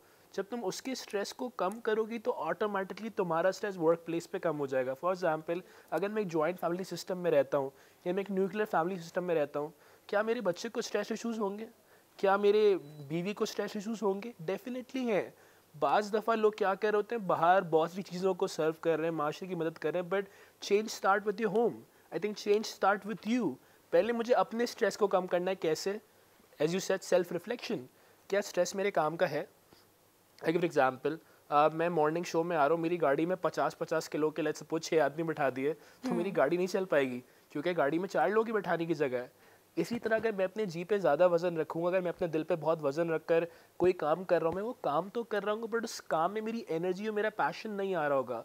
फर्स्ट इंपॉर्टेंट थिंग, मुझे अपने बोझ को हल्का करना पड़ेगा। क्यों? अगर मैं बड़े कॉज के लिए काम करना चाहता हूँ या मैं एक अच्छी लाइफ गुजारना चाहता हूँ। जी भारी रखने से कुछ नहीं होने वाला। फॉर एग्जाम्पल, फोर्थ खलीफा अली शरीयती दोबारा रिकमेंड करूँगा। इतनी ज़्यादा मुश्किल होने के बावजूद ही अपने घर पर आए तो उनकी वाइफ फातिमा ने कहा कि अली, मैंने सुना लोग आपको सलाम नहीं करते। एंड ही रिप्लाइड, बात ये नहीं है फातिमा, बात ये कि मैं सलाम करता हूँ, लोग जवाब नहीं देते। I can not imagine these lines in my head कि द फोर्थ खलीफा इज सेइंग अलैकुम, people are not answering, but still he managed to do amazing stuffs. Crazy quotations हैं, खुतबे दिए, क्या क्या दिया, दुनिया को पलटा। जॉर्ज जर्दाक कह रहे हैं कि he is a Lebanese Christian, he is not a Muslim. वो कह रहे हैं कि मैंने ऐसा लीडर नहीं देखा। आई थिंक जितने भी लीडर्स तारीख में गुजरे, प्रॉफिट्स, खलीफा, सबका काम बहुत अमेजिंग है, बट हमें लिंकेज बनाना पड़ेगा। मैं क्या करता हूँ अपने स्ट्रेस को रिजॉल्व करने के लिए, मैं लिंकेज ढूंढता हूँ हिस्ट्री किताबों में, इनकी बातों में लिंकेज ढूंढ रहा हूँ कि इनकी बातें मेरी लाइफ में क्या लिंकेज क्रिएट कर रही हैं। और जो लोगों को सुनकर, एक बहुत सी बात मैंने आई थिंक पहले भी इस शो पे कही थी, कहीं और कही थी, कि दुनिया में जो कामयाब तरीन यूथ थी ना, जो सबसे हैप्पीनेस वाली यूथ थी, वो थी जिसने अपना टाइम बुजुर्गों के साथ गुजारा। वो कहता है कि ये चले जाएंगे, साथ में अपनी कहानी भी ले जाएंगे। एक्सपीरियंसेस का कोई नेमो बदल नहीं, बट हमें अपनी फील्ड से रिलेटेड, अपनी प्रॉब्लम से रिलेटेड लोगों की फील्ड में जाके देखना पड़ेगा कि उन्होंने इस मसले को कैसे सॉल्व किया। मसले हर किसी की लाइफ में आए। एंटी मेजॉरिटी टेक्निक क्या कहती है कि लोग क्रिएटर्स कम हैं, प्लेजर सीकर ज़्यादा हैं। अगर मैं बोझ नहीं उठाऊँगा तो शायद मैं बोझ बाद में हल्का भी नहीं कर पाऊँगा। Last thing I want to end this idea that कि अगर मुझे अपना बोझ हल्का करना है, मुझे अपनी ज़िंदगी में ऐसा विजन, ऐसा गोल जो मैंने कहा कि सेट करना चाहिए जिससे माशरे का फ़ायदा, और साथ साथ मुझे अपने आप को अपग्रेड करना पड़ेगा। बहुत से लोग के लाइफ में बोझ क्यों आता है? बिकॉज वो अपग्रेड नहीं कर रहा था। Given example, repelling technology, for example, मैंने आपसे पूछा कि आपने वो लेटेस्ट मूवी देखी? आपने कहा मैं वो लेटेस्ट मूवी तो समझ मैंने नहीं देखी। मैंने कहा ज़रूर देखिएगा, बिकॉज जब आप मूवी देखेंगे तो आप शायद उसको ऑस्कर मिला है, आपको अपग्रेड करना पड़े। जब आप मेंटली अपने आप को अपग्रेड कर रहे होते हैं ना, तो आपका माइंड साफ हो रहा होता है। हर इंसान, रूह की ग़ज़ा क्या है, रूह को अपग्रेड किस तरह करें? आपने दो कुरान की वर्सेस पढ़ी, 4 अच्छे कॉल पढ़े, हदीस पढ़े, तो आपकी रूह अपग्रेड हो गई।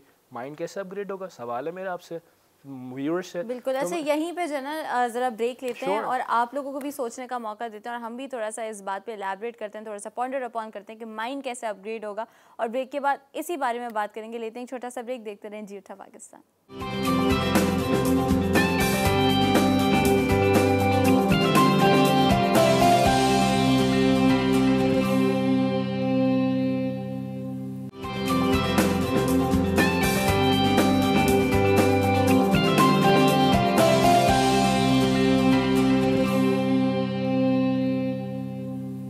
Welcome back after the break. आप लोग देख रहे हैं जी उठा पाकिस्तान। ब्रेक पे जाने से पहले बड़े एक इम्पॉर्टेंट सवाल जो समझ नहीं किया था, माइंड को कैसे अपग्रेड करना है। तो समद, आपसे भी मैं ये पूछूंगी कि आपकी क्या थॉट्स हैं। वैसे आलिया भाभी आप बताएं कि समद की डिस्कशन में ही एक बड़ा इंपॉर्टेंट पॉइंट ये निकला था कि वो कह रहा था कि हम अपने बड़ों के एक्सपीरियंस से नहीं सीखते, कुछ चीज़ें होती हैं और जब हम, ये मैंने पर्सनली भी देखा, जब हम किसी बड़े के एक्सपीरियंस से सीखें, हम सबकी जर्नी एक जैसी है, लेकिन उनके एक्सपीरियंसेस को सुनने से ना हमारा मतलब स्ट्रगल जो कहते हैं आजकल के टर्म्स जो हसल आ गए ना, हमारा हसल जो ना वो आधा सॉल्व हो जाता है और बाकी आधा हमें तय करना होता है, तो वो जर्नी काफ़ी आसान हो जाती है। आजकल के घरों में ये रुझान क्यों ख़त्म हो रहा है कि अपने बड़ों के साथ बैठें और उनसे बात करें, बल्कि उल्टा हम अपने बड़ों को, या जब कोई ऐसी हेल्पलेसनेस की स्टेज में आ जाए, बुजुर्गी की स्टेज में आ जाए, उनको देख के हम समझते हैं कि यार ये तो हमारे रिसोर्सेज पे बोझ हैं, हमारे ऊपर बोझ है, इनको टाइम देना पड़ता है, इनके लिए नर्स रखवानी पड़ेगी, इससे बेहतर है कि हम इनको किसी शेल्टर होम में ही डाल दें, तो हमारी जिम्मेदारी नहीं है। अगेन वो अपनी मसाइल या अपना लोकस ऑफ कंट्रोल किसी और के सर पे डालकर वो सोचते हैं कि हमारी जिम्मेदारी यहाँ पूरी हो गई है, लेकिन ऐसा नहीं होता। फिर वो लोग हमेशा ही अपने घर वालों को क्रेव करते रहते हैं। आपने तो ये फर्स्ट हैंड देखा होगा। बिल्कुल। अब जैसे एक बात है ना कि टाइम इज़ मनी, ये चीज़ ठीक नहीं है। अगर आप हर चीज़ को पैसों से तोलते जाएंगे, वक्त को भी, एनर्जी को भी, ज़िंदगी को भी, और एंड में हम कहेंगे जिसके पास सबसे ज़्यादा पैसा है वो कामयाब है, तो ये बिल्कुल गलत बात है। इंसान पैसा इसलिए कमाता है ताकि खुश रह सके, या उसको बुनियादी ज़रूरियात मिल जाएं, या लग्जरीज़ भी मिल जाएं। लेकिन तसव्वुर कीजिए, ऐसे इंसान बहुत हैं, आप अपने आसपास भी देखेंगे, मिल जाएंगे। उनके पास हर तरह की लग्जरी है, लेकिन उनको सुकून नहीं है, उनके पास सेहत नहीं है, उनके पास वो जो चाहे वो पकवा सकते हैं, वो खा कुछ नहीं सकते। तो ये इन चीज़ों को फोकस करने की ज़रूरत है। दिन में हर इंसान को ज़रूरत है कि थोड़ी देर बैठकर सोचे कि मैंने आज दिन में क्या किया और क्या कर सकता था। बच्चा हमेशा अपने माँ बाप से कहीं ज़्यादा बूढ़े से मुराद ये खासकर वो जो अपने नाना नानी, दादा दादी, चचा ताया, जो भी बुजुर्ग हैं, उनसे लिंक करता है। उसकी रीजनिंग ये होती है कि उनके पास अब बहुत सारे वो काम, ज़िंदगी की वो टेंशन्स नहीं होती जो जवानी में उठाई हुई होती हैं, अब वो किसी हद तक रिलैक्स होते हैं। अच्छा, बच्चा होता ही बहुत अनबाइस्ड और बहुत प्यारा है, उस पर सबको बहुत प्यार आता है। ये जो एक्सपीरियंस लोग होते हैं ना, ये चेहरे पढ़ लेते हैं, इनके सामने जब किसी किस्म की मक्कारी आती है तो बहुत जल्दी समझ लेते हैं। बच्चा मासूम होता है, ये भी लपकते हैं उस बच्चे की तरफ क्योंकि इन्हें मासूमियत ही अट्रैक्ट करती है। और बुजुर्ग भी मासूम हो जाते हैं। उसकी वजह ये कि जब उनके पास करने के अख्तियारात नहीं रहते तो वो ज़िंदगी की असलियत समझ जाते हैं, और उन्हें ये भी एक सोच सताने लगती है कि अब पलट कर जाना है, जो कुछ ज़िंदगी में किया है वो वापस जाके जवाब देना है। तो बच्चा और बूढ़ा एक जैसा हो जाता है। जब वो एक जैसे हो जाते हैं तो उनका बहुत अच्छा कॉम्बिनेशन बनता है। इस कॉम्बिनेशन को ना तो कोई आया, ना कोई मॉन्टेसरी, ना कोई और जगह इसको रिप्लेस कर ही नहीं सकती। असल से सूद प्यारा होता है। उन्होंने, इन बुजुर्गों ने जो कमी अपनी औलाद में छोड़ दी होती है वो अपनी अगली जनरेशन में नहीं छोड़ते। वो जो कुछ अपनी ज़िंदगी से सीखा, जो एक्सपीरियंस है, उस सारी चीज़ों को देखते हुए इनको पालते हैं। बहुत बड़ी बदनसीबी है कि हम अपने घरों से इनको निकाल देते हैं और इनकी जगह पैसा दे दे के मेड्स को रख लेते हैं। एक की जगह 4 नौकर तो हम अफोर्ड कर सकते हैं, एक बूढ़ी माँ और एक बूढ़ा बाप इसलिए अफोर्ड कर सकते कि वो हमारे से टाइम मांगता है, वो हमारे देर से घर आने से हमसे सवाल करता है। मुझे बहुत अफसोस होता है उन लोगों पर जो कहते हैं हमसे कोई कुछ ना पूछे, जो हमसे किसी चीज़ का कोई हिसाब न ले। ये तो उन लोगों के साथ होता है जो लावारिस होते हैं। लावारिस होना तो बदनसीबी की निशानी है। खुशनसीब वो हैं जिनके बुजुर्ग उनसे खड़े होकर पूछें आज देर से क्यों आए थे, रोज़ खाना बाहर क्यों खा रहे हो, सेहत का ख्याल क्यों नहीं रखते, बच्चों को टाइम क्यों नहीं दिया। फिर वही कहूँगी, जहाँ ग्रैंड पेरेंट्स होते हैं ना, वहाँ माँ बाप देर से घर नहीं आ सकते, वहाँ बेटा सही हालत में घर वापस आएगा। बीवी और बच्चे नहीं डांट सकते, माँ और बाप किसी भी हाल में उसको पकड़ सकते हैं। ग्रैंड पेरेंट्स को साथ रखें। आपके बच्चों के लिए वो कीमती हैं और उनकी ज़िंदगी के लिए आपके बच्चे नेमत हैं। आजकल न्यूक्लियर फैमिलीज़ का बड़ा दौर है। सब जो हैं अलग रहना चाहते हैं। यहाँ तक कि फैमिलीज़ में जब शादी होती है तो वो सबसे पहले इंतज़ाम कर लेते हैं कि हम सब तो साथ रहते थे, अब हमारे सारे बच्चों की शादी हो गई तो इसको ये वाला घर दे देंगे, इसको यहाँ पे शिफ्ट कर देंगे इसको, और ज़्यादातर कोशिश ये होती है कि न्यूक्लियर फैमिली में ही शिफ्ट हो जाएं। और जॉइंट फैमिली का नाम सोच के भी काफ़ी सारी लड़कियाँ भी और लड़के भी जनरली घबरा रहे होते हैं कि अच्छा अब ये भी हमारे पेरेंट्स के साथ रहेगी, कहीं इसने ना बदतमीज़ी कर दी, कहीं ये ना कुछ बोल दे, या पेरेंट्स कह रहे होते हैं कि ये हमारे साथ कैसे रहेगी, तो हमसे बड़ी डिफरेंट है। उस सिचुएशन में जब न्यूक्लियर फैमिलीज हो जाएं तो ये ज़्यादा मुश्किल, ये स्ट्रगल हो जाती है ज़्यादा कि आप अपने बच्चे को मतलब फिर आपको एफर्ट डालनी पड़ती है लेकर जाने की बच्चों को ग्रैंड पेरेंट्स के पास, या ग्रैंड पेरेंट्स को फिर आप बाकायदा बुला रहे हैं, साथ रह रहे होते हैं, वो ज़रा एफर्टलेसली थोड़ा काम हो जाता है। इस सिचुएशन में क्या करें? आपके स्ट्रेस को कम करते हैं, और ये जो हम सोच रहे हैं कि उनके रहने से, ये एक एंगल है। इसको अगर मैं दूसरे एंगल की तरफ लेके जाऊं, आपके घर में किसका रिस्क आ रहा है, आपकी ज़िंदगी में किसका रिस्क आ रहा है, ये कोई नहीं जानता, अल्लाह जानता है। मैं आपको बताऊं, कभी कभी आपके घर के माली का रिस्क भी आपके पास आ रहा होता है, और अल्लाह की तो अल्लाह जानता है कि वो उसके हिसाब का आपके पास हज़ारों देता है या लाखों देता है, जबकि आप उसको जो सैलरी दे रहे हैं वो हो सकता है 10,000 हो या 20,000 हो। आपको ये चीज़ सोचनी पड़ेगी कि चीज़ें आपके इख्तियार में सारी नहीं हैं, आपको एक पूरा रास्ता बता दिया गया है, आपको उस रास्ते में चलना है। इंसान कितनी भी अकल इस्तेमाल कर ले, जो रब की सोच है, जो रब का एक पूरा निज़ाम है, वो सबसे ज़्यादा मजबूत है। इन बुज़ुर्गों का कोई नेमुल बदल नहीं हो सकता। आप अगर पैसा कमा रहे हैं और अपने बच्चों के लिए पैसा कमा रहे हैं, आपने अपना घर भी अलग कर लिया, माँ बाप से भी अलग हो गए, आपने बहुत पैसा कमा लिया। मैंने ज़िंदगी में देखा है कि बच्चों के लिए बहुत ज़्यादा पैसा कमाना सिर्फ तकलीफ़ का बायस बनता है। अगर जायज़ कमाया है तो कम तकलीफ है, और अगर खुदा ना खास्ता अपने बच्चों को ऐशो इशरत के लिए हर तरह के वसाइल आपने इस्तेमाल किए, तो आप अल्लाह के यहाँ जवाब नहीं दे पाएंगे। पूरी जवानी जो पैसा आप जमा करने में खर्च कर देंगे, बुढ़ापे में अपनी सेहत वापस लाने के लिए आप इस्तेमाल कर रहे होंगे। और वो बच्चे, अगर आपने उनकी तालीम और तरबियत अच्छी नहीं की, और करोड़ों क्या नहीं रिफ्लेक्ट नहीं, मैं एक और बात कहना चाह रही हूँ, आपने अगर बहुत अच्छी बड़ी बड़ी, आपने चाहे लाखों की, करोड़ों की, अरबों की जायदादें भी अपनी औलाद को दे दी, और आपने उसकी तालीम और तरबियत नहीं की, तो वो एक दिन में या एक महीने में या एक साल में आपकी 100 साल की कमाई हुई दौलत और इज्जत दोनों को दाव पे लगा के ख़त्म कर देगा। वो कोई भी ऐसी गलत एक्टिविटी कर सकता है जिससे ये सारी चीज़ों से छिन सकती हैं। बहुत बेहतर है उतना कमाइए जितनी आपको ज़रूरत है, उतना कमाइए जिससे आपकी ज़िंदगी आसानी से गुजरे, उतना कमाइए जिसको खर्च करने का आपके पास आपकी जवानी में बच्चों के साथ, बीवी के साथ, माँ बाप के साथ टाइम है, उस वक्त तो आपके कमाने की वर्थ है। लेकिन अगर कमाया और फैमिली को खुश नहीं रखा, तालीम और तरबियत नहीं की, माँ बाप को घर से निकाल दिया, at the end of the day आप खाली हाथ रहेंगे। जो कमाया वो भी जाएगा, और जो आपने वक्त सारा ज़ाया कर दिया उसका आपको सिर्फ मलाल रहेगा, क्योंकि गया वक्त दोबारा कभी वापस नहीं आता। बिल्कुल, और हमारे हुजूर पाक सल्लल्लाहु अलैहि वसल्लम भी कहते हैं इसी बात को आगे बढ़ाएं कि द बेस्ट अमंग यू, यानी आप में से सबसे बेहतरीन इंसान वो है जो कि अपनी फैमिली के साथ सबसे बेहतरीन है, या जो अपने घर वालों के साथ सबसे बेहतरीन है। तो इससे बड़ी बात तो हमारे लिए कोई कुछ हो ही नहीं सकती जब हम ये सारी जो फैमिली वैल्यूज़ इन सारी चीज़ों की बातें करें। उसी के साथ ज़रा नज़र डालते हैं अपनी किचन पे और देखते हैं कि शाकरा का काम कहाँ तक पहुँचा। शाकरा वैसे सब कुछ कर चुकी है, over to you Shakra. Thank you Yusra. हमारी जो है मखनी कढ़ाई भी तैयार हो चुकी है। एंड में सिर्फ आपने क्या एडिशन करना था कि उसमें आपने जो है 1/4 कप क्रीम डाल देनी है। क्रीम डालने के बाद आपने बटर ऐड करना है और गरम मसाला पाउडर 1/2 टीस्पून डालना है, और उसके बाद गार्निशिंग करनी है। गार्निशिंग करते हुए भी आपने 1 टीस्पून बटर ऊपर ज़रूर डालना है, क्योंकि ये मखनी कढ़ाई है तो उसका जो टेस्ट और अरोमा है वो सिर्फ बटर के साथ ही डेवलप होगा, और आप इंजॉय कीजिएगा।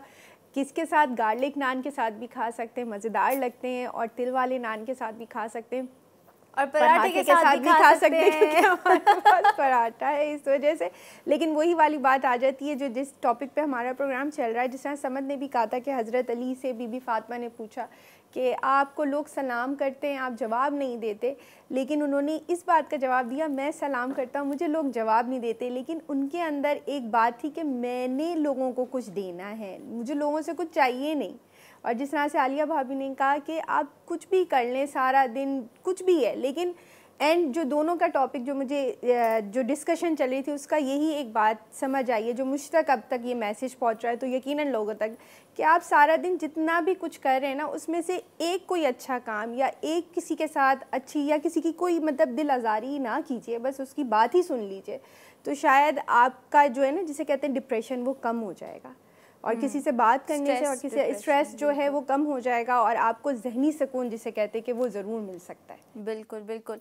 अच्छा, ये जो मैं बार बार हम लोग कर रहे हैं, जो मैं आ जाती है ना लोगों में, जब लोग ईगोइस्टिक हो जाते हैं, वो काफ़ी चीज़ों का जो है बेड़ा गर्क करते हैं, क्योंकि ज़रा सा आपके अंदर अगर आप देखें तो नार्सिज्म भी आ जाता है, और आप सिर्फ उस वक्त अपने अराउंड सिर्फ आप अपने आप को देख रहे होते हैं, फिर आप ये भी नहीं देख रहे होते कि आपके एक्शंस ने या आपकी चीज़ों के क्या कॉन्सिक्वेंसेज हो, किस तरह लोगों को हर्ट किया। नार्सिसिज्म रिकग्नाइज करना समझ यू मस्ट नो कि बहुत मुश्किल होता है।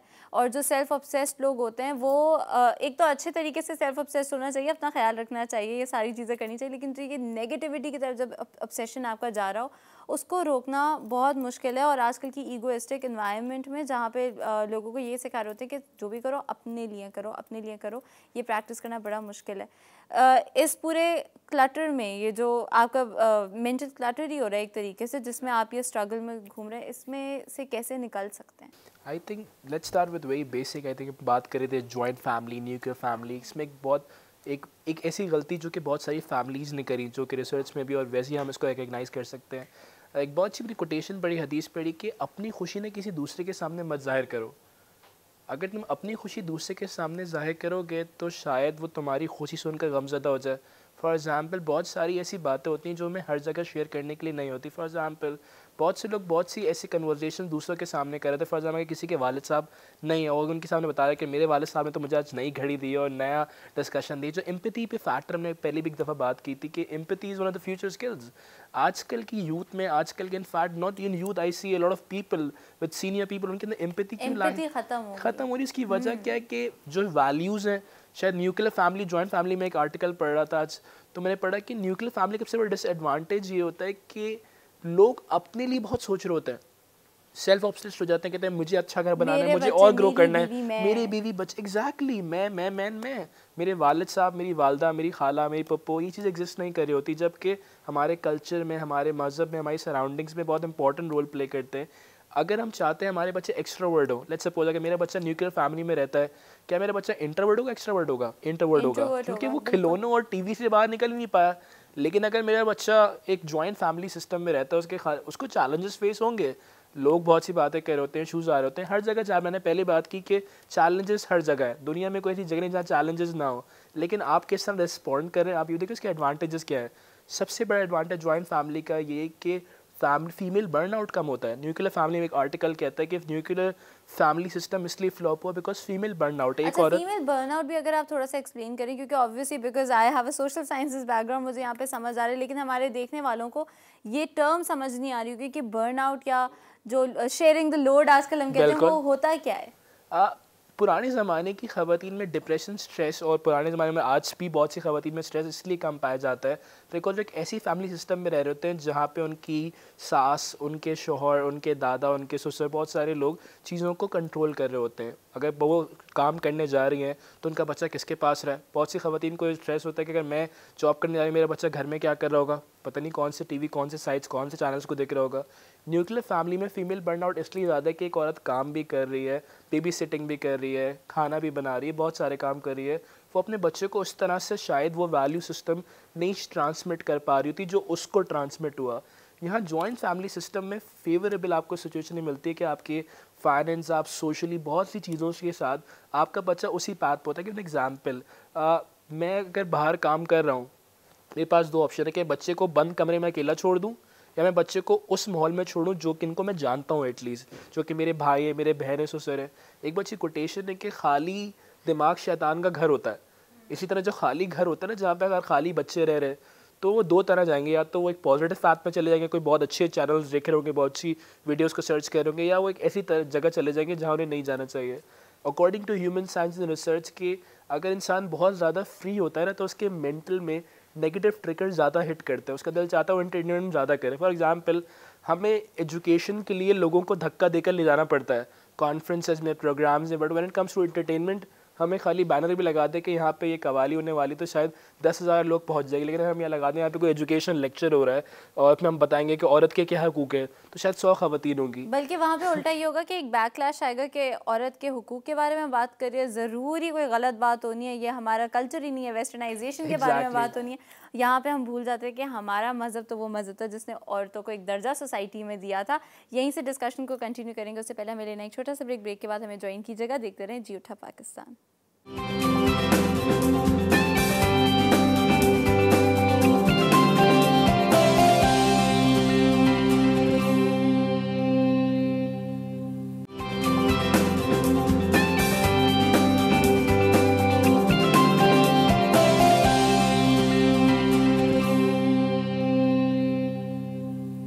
Welcome back after the break. आप लोग देख रहे हैं जी उठा पाकिस्तान। और ब्रेक पे जाने से पहले जिस तरह हम यही बात कर रहे थे कि जब लोगों से एजुकेशन के बारे में या इस तरह की किसी चीज़ के बारे में बात करें तो इतना उनका उसकी तरफ इतना वो अट्रैक्ट नहीं होते, रादर दैन जितना जो ग्लैमराइज जो हम चीज़ें करते हैं उन पे हम अट्रैक्ट होते हैं। और हमारी ज़िंदगी में भी जनरली यही हमें नज़र आ रहा है कि जिन चीज़ों पे ग्लैमराइजेशन होती है उसकी तरफ हम जा रहे हैं। न्यूक्लियर फैमिली का कॉन्सेप्ट जिस तरह वेस्टर्न वर्ल्ड से आया था और बड़ा ही ग्लैमराइज होकर आया था। अगर आप अमेरिकन ड्रीम के बारे में तो आपको भी समझ पता होगा, आलिया भाभी आपको भी पता होगा कि वो दिखाते हैं कि एक हस्बैंड है, एक वाइफ है, एक बच्चा है, एक कुत्ता है, साथ साथ बैठ के टीवी देख रहे हैं और उन्होंने पेट भी रखा है और वो लिविंग द अमेरिकन ड्रीम। ये कॉन्सेप्ट हमारे कल्चर का नहीं था, लेकिन आहिस्ता आहिस्ता हमारे लोगों ने भी अडॉप्ट किया, न्यूक्लियर फैमिली सिस्टम आ गया। अब तो जब ये सिस्टम आ गया काफ़ी लोगों ने एक्सेप्ट कर लिया और काफ़ी लोगों की लाइफस्टाइल का हिस्सा बन गया। शायद बहुत ही मुश्किल हो कि हम उन लोगों को जो कि अडाप्ट कर चुके हैं इससे उनको कहें कि टर्न हो जाओ और वापस आ जाओ और अपने ग्राउंड्स पर आ जाओ। लेकिन ये तो पॉसिबल है कि हम अपनी रूट्स को अपनी सिचुएशन पे रहते हुए भी इतने मजबूत तरीके से पकड़ें कि हम उनसे फ़ायदा उठा सकें, अपनी ज़िंदगी को बेहतर बना सकें। तो ये कैसे कर सकते हैं आलिया भाभी? जब हम सदियों से एक काम कर रहे थे, एक प्यारा इतना स्ट्रॉन्ग हम सिस्टम लेके चल रहे थे, तो ये वेस्टर्नाइज हम इस तरह से हो गए कि हम उस तरफ चले गए कि एक पेट है, पेट हो जाए ठीक है, लेकिन सोचो वहाँ पे तो किसी अपने को होना चाहिए था, किसी इंसान को होना चाहिए था। जब इतनी स्ट्रॉन्ग चीज़ों से निकल के हम इतनी वीकर साइड पे आ गए तो अभी जहाँ खड़े हैं ना, या तो हम सब खुद ही परेशान हैं, यहाँ से इन्हें वापस लाना बहुत आसान है। यहाँ के रहे ना वहाँ के रहे, हम बीच में कहीं पे देखो हम स्ट्रॉन्ग थे, हम स्ट्रॉन्ग साइड से घूमकर एक वीक साइड पर आए हैं, ठीक है। इस वीक साइड से वापस ले जाना कहीं आसान है, क्योंकि वीकर पोजीशन में सब अंदर से कमजोर है, सबके दिल टूटे हुए। रास्ता दिखाने की जरूरत है, रास्ता दिखाने की। हर शख्स इस वक्त सुकून तलाश कर रहा है, हर शख्स एक दूसरे से सवाल कर रहा है। और हमें अपने यहाँ, बेशक मैं इस बात को मानती हूँ कि लीडर्स हमेशा कम होते हैं, लेकिन हर इंडिविजुअल को लीडर बनाने की कोशिश करो। उसमें अगर वो लीडर नहीं भी बन सकेगा तो एटलीस्ट उसको ये पता चलेगा कि गलत लीडर का फॉलोअर भी मैंने नहीं बनना, किसी ना किसी जगह तो उसकी कोई स्टैंडिंग होगी। ये जो आंख कान बंद करके जो हमें फॉलो करने की आदत है कि जो वेस्ट ने दिखा दिया, अच्छा वेस्ट की अच्छी चीज़ों को नहीं अपनाया, वेस्ट की भी वो चीज़ें जिस पे उन्होंने एक्सपेरिमेंट किया, नाकाम हुए, वो हमें दी और वो हमने ले ली। हमें ये दिखाने की और बताने की ज़रूरत है कि दूसरों से अच्छाई ले लो और बुराई का तोहफा जो आ रहा है उसको वहीं से वापस कर दो कि ये हमें नहीं चाहिए। अगर हमें अपना आप देखना है तो एक बहुत बेहतरीन चीज़ एज ए ह्यूमन बीइंग अगर हमने देखना हम कैसे हैं, हमारे सामने अगर कोई दूसरा शख्स तकलीफ़ में है और उसको तकलीफ़ में देखकर हमारी आंख में आंसू नहीं आता तो समझिए कि कहीं ना कहीं हमारा दिल सख्त हो रहा है, और अल्लाह को सख्त दिल नहीं पसंद। अब आप चाहते हैं कि अपना इलाज कर लें, बहुत आसान इलाज है। आपका दिल सख्त है, आपको किसी इंसान से हमदर्दी नहीं हो रही, आपको अपने अलावा कोई नज़र ही नहीं आ रहा, और जब ये सब हो रहा है ना तो आपके दिल को सुकून नहीं है। अगर आप समझ रहे हैं कि सुकून है तो आप प्रिटेंड कर रहे हैं और अपने आप को धोखा दे रहे हैं। उसके लिए बेहतरीन हल ये है कि किसी बेकस, किसी यतीम, किसी लाचार, किसी बेवा, किसी भी मजलूम के आप सर पर हाथ रख दीजिए। आप उसके लिए कोई ऐसा काम कर दीजिए कि जो उसकी ज़िंदगी को बदल ना सके तो कम से कम थोड़ा सा रिलीफ दे दीजिए। आप अपने घर में कोई पौधा लगा लीजिए, आप कोई भी ऐसी चीज़ कीजिए जिसकी आबियारी आप कर रहे हों। आप देखिए कि आपका दिल नरम होना शुरू हो जाएगा। वो आँखें दुनिया की खूबसूरत तरीन आँखें होती हैं, मकबूल तरीन आँखें होती हैं, जो अपने दुख पे ही नहीं रोती, खाली वो दूसरों के दुख पर भी रोती हैं। ये वो ज़माना आ गया कि किसी के दुख पर रो तो हम लोग इतने नेगेटिव हो गए कि कहते हैं एक्टिंग कर रहा है, बिल्कुल ये क्या, ये ड्रामा कर रहा है। यानी किसी की तकलीफ में आ जाना एक्टिंग और ड्रामा। तो ये एक जुमला हमें सोचने पर मजबूर कर देता है कि सोसाइटी में नेगेटिविटी ज़्यादा है या हम पॉजिटिव हैं। ये नेगेटिव एनर्जी हमें अपने मुल्क से, अपने माशरे से, अपनी दुनिया से निकालनी होगी। टेक्नोलॉजी को जितना एडवांस कर सकते हैं करें, लेकिन टेक्नोलॉजी का जो यूज़ है वो हमें पॉजिटिव करना होगा। इन आँखों को सिर्फ अपने दुख पे नहीं, दूसरों के दुख पर रोना होगा। और जब हम बात करेंगे इंसान की तो हम सिर्फ इंसान की बात करेंगे, उसमें ना हम किसी कौम को लाएंगे, ना हम किसी मजहब को लाएंगे, ना किसी इलाके को लाएंगे। इंसान इंसान है, और एक इंसान अपने लिए नहीं पैदा हुआ, वो तो पैदा ही दूसरे के लिए हुआ है। तभी तो जब उस दुनिया से जाएंगे सारा हिसाब किताब किस बेसिस पे होगा कि तुमने उसके साथ क्या किया, तुमने उसके हक को क्या किया, तुमने उसके फर्ज को क्या किया। हमारा जितना हिसाब किताब है हमारा, लेकिन वो रिलेटेड होगा उससे कि हमने दूसरों के साथ क्या किया। इंटरलिंक्ड है हम लोग। एक वक्त दूसरे से, वक्त एक तरह तो कहते हैं कि गुजर जाता है, लेकिन मैं वक्त की खूबसूरती ये भी मानती हूँ कि अच्छा वक्त लाने की कोशिश कीजिए तो वक्त कभी भी नहीं गुजरता। जब अच्छी चीज़ें वापस पलट कर आती हैं तो बुरी चीज़ें भी कहीं चली जाती हैं। बिल्कुल, एब्सोल्युटली। अच्छा, यहाँ पे आलिया भाभी ने एक जो पॉइंट समझ डिस्कस किया था लीडरशिप के बारे में कि हमें एक सही तरीके की, अभी तो हम एक नेगेटिव पाथ पर आ गए, सही तरीके की गाइडेंस हमें नहीं है, हम थोड़ा लॉस्ट फील करते हैं। यहाँ पे मेंटोरशिप बहुत इंपॉर्टेंट होती है। अच्छा मेंटोर जिसको मिल जाता है उसकी ज़िंदगी लिटरली लाइक चेंज हो जाती है, ट्रांसफॉर्म हो जाती है। बच्चों में भी हम देखते हैं कि आप ज़रा सी किसी की काउंसलिंग कर दें, कुछ कर दें, और फिर वो अगर समझ जाए और उस चीज़ को होल्ड ऑन करके आपके साथ चलता रहे, एक काउंसलर उस बच्चे की इतनी अच्छी रिलेशनशिप हो जाती है, वो उस बच्चे में आप डिफरेंस देखते हैं इवेंचुअली। हम अपनी ज़िंदगी में when you are feeling lost तो एक अच्छा मेंटोर कैसे ढूंढ सकते हैं, या अगर हमें अब ये मेंटोरशिप भी जो है वो एक एब्स्ट्रैक्ट कॉन्सेप्ट ही है ना। अब मैं मेंटोर ये नहीं कह रही कि एक इंसान खड़ा हुआ है और वो आपको बता रहा है। आपका मेंटोर तो आपका खुदा भी हो सकता है, जिस तरीके से आप उनके साथ रिलेशनशिप डेवलप करें। तो ये कैसे हम मेंटोरशिप अपनी ज़िंदगी में ला सकते हैं, अपनी ज़िंदगी को बेहतर बनाने के लिए और हमारी स्ट्रगल्स को बेहतर बनाने के लिए, हमारे बोझ को हल्का करने के लिए। आई थिंक बहुत अच्छा चाइनीज़ प्रोवर्ब वो कहता है when the student is ready master appears. बहुत सारे लोगों को ज़िंदगी में मेंटोर तब मिला जब उन्होंने अपने आप को पहले इस काबिल बनाया कि मैं इस मेंटोर के काबिल। वो जब मौलाना Rumi so great example, Shams Tabrizi ने तब उन्हें अपने आके नॉलेज ट्रांसफॉर्म किया जब Rumi become a pure soul. एक और चीज़ मैंने फ्रेज़ पढ़ा कि जब इंसान अंदर से खालिस होता है ना तो उससे उस तरह के लोग मिलने लगते हैं। आई थिंक मेरा पहला स्टेज मेंटोरिंग फाइंड आउट के लिए होगा कि क्या मैं रेडी हूँ, क्या मैं किसी बात को सुनकर उसकी बात को अडैप्ट करूँगा, क्या मेरे अंदर इतना पेशेंस है कि मैं दूसरे की राय को भी अपनी ज़िंदगी में ऐड ऑन करूँगा। और ये पेशेंस कैसे इनकलकेट होता है, क्योंकि पेशेंस आजकल तो हमें कमी नज़र आती है पेशेंस की, बर्दाश्त की। लोगों से छोटी छोटी बातें, कोई मुझे ये कह देगा ना आज तुम्हारे बाल मुझे नहीं समझ आ रहे, तो मुझे तो जैसे जनरली लोगों को तो ना गुस्सा आ जाएगा कि इसने मेरे बालों को कैसे किया, इसको पता है कितनी स्ट्रगल होती है मेरी, किस तरीके से रोज़ ब्लो ड्राई हो रहा होता है मेरे। जनरली ये तो एक एग्जाम्पल है, ये पेशेंस कैसे। आई थिंक पेशेंस सबसे बड़ी इंपॉर्टेंट, मेंटोरिंग में पेशेंस इसलिए भी ज़रूरी है क्योंकि मुझे बात समझना पड़ेगा कि सारी चीज़ें मैं खुद नहीं सीख सकता। ज़िंदगी में अगर मुझे कुछ बड़ी सीढ़ियों को चढ़ना है तो मुझे उन लोगों के कंधों पर चढ़ना पड़ेगा जो मुझसे पहले वहाँ चढ़ चुके हैं। अगर मैं चाहता हूँ कि मैं 10 साल में 2 महीने में 10 साल का स्टफ़ सीख लूँ तो मुझे उस इंसान की किताब को उठाकर पढ़ना पड़ेगा जिसने 10 साल लगाए किताब लिखने में। अगर मैं चाहता हूँ कि मैं अपनी ज़िंदगी में आगे बढ़ूँ, इन शॉर्ट अगर मैं चाहता हूँ मेरी लाइफ में ग्रोथ आए, मेरी लाइफ में वैल्यू सब्सटेंस का इजाफा हो, तो मुझे मेंटोरिंग के कॉन्सेप्ट को अडाप्ट करना पड़ेगा। पहला स्टेप था मेंटोरिंग फाइंड आउट के लिए कि मैं अपने आप को रेडी करूँ। सेकेंड स्टेप कि मुझे किस डायमेंशन के लिए एक मेंटोर चाहिए। गिव एन एग्जांपल, कोई मेंटोर शायद दुनियावी मेंटोर है, कोई मेंटोर मुझे सिखाता है कि मेरे फाइनेंशियल्स कैसे डबल हो, मेरा साइकोलॉजिकल एस्पेक्ट कैसे अच्छा हो, मेरी ग्रोथ कैसे। कोई मेंटोर ये बताता है कि अपने सोल को एम्पावर कैसे करूँ। कोई मेंटोर ये बताएगा कि सोशली चेंज कैसे करूँ। मैंने पहले भी कॉन्सेप्ट डिस्कस किया था अपनी ट्रेनिंग में, दैट बोर्ड ऑफ डायरेक्टर। वो कंपनी बहुत कामयाब हुई जिस कंपनी में बोर्ड ऑफ डायरेक्टर्स अच्छे थे।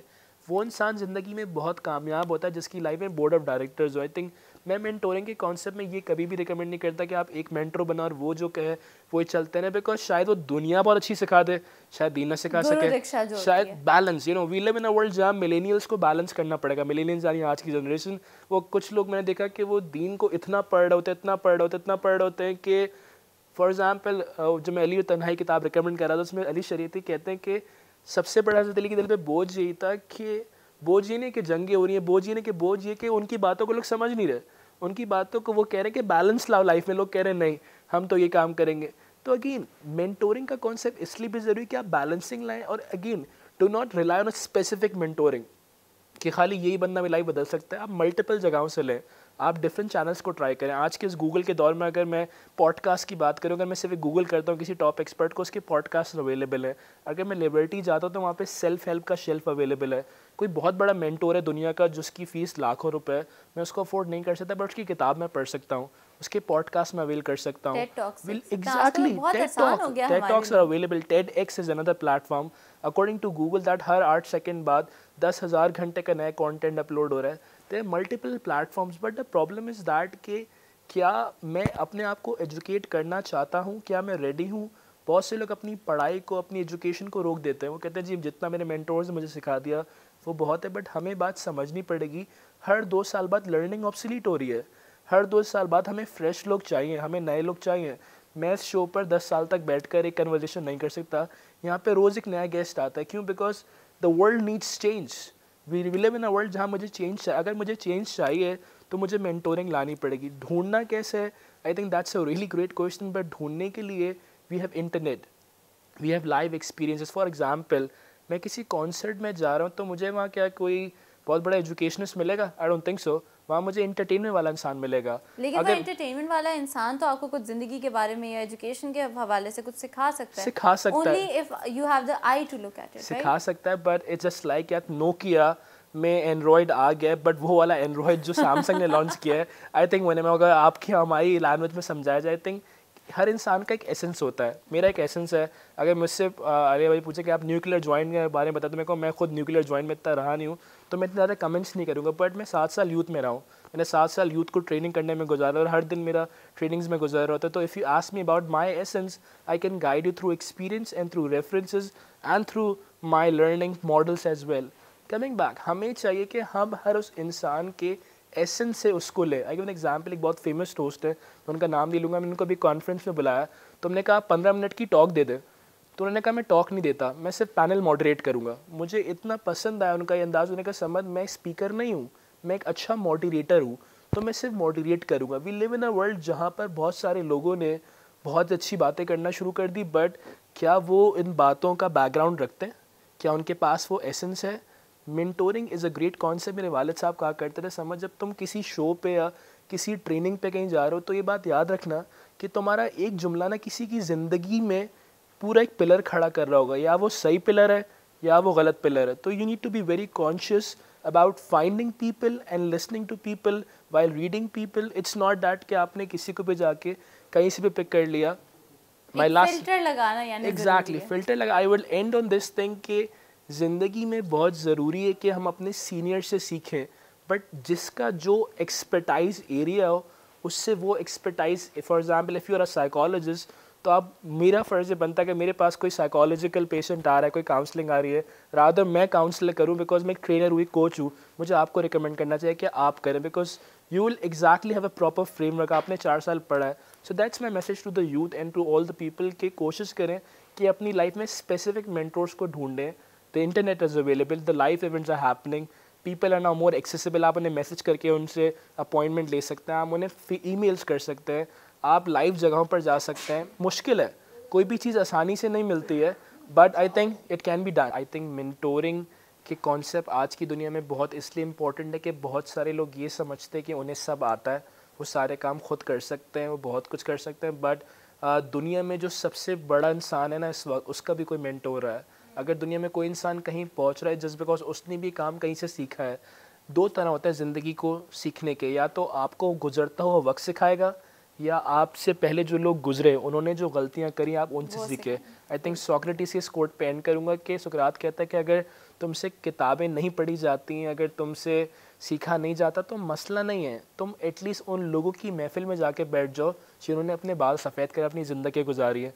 तुम उनसे उनकी ज़िंदगी के बारे में सीख सकते हो और शायद तुम वो गलतियाँ ना करो जो गलतियाँ उन्होंने करी। आई think that's my message. But हज़रत अली कहते हैं कि अफसोस ज़ादिरा बहुत कम है, सफ़र बहुत लंबा है और हम सफ़र कोई नहीं। I think mentoring is one of the best ज़ादिरा we have in our life. Thank you so much. Absolutely, thank you so much for that lovely message. उसी के साथ आर्या भाभी कुछ कहना चाहेंगी लोगों को? इंसान का कोई नेमुल बदल नहीं है और मशीन कभी भी इंसान का नेमुल बदल नहीं हो सकती। मशीन को इतनी इजाज़त ना दो कि वो इंसानों को इस्तेमाल कर जाए। मशीन इंसान के इस्तेमाल के लिए, इंसान ने मशीन को इस्तेमाल करना है। इस वक्त जो सबसे प्यारी टेक्नोलॉजी है और सबसे ख़तरनाक टेक्नोलॉजी है वो ये सोशल मीडिया और ये मोबाइल फ़ोन्स। इन मोबाइल फ़ोन्स को प्लीज़ इस्तेमाल कीजिए अपनी अच्छाई के लिए।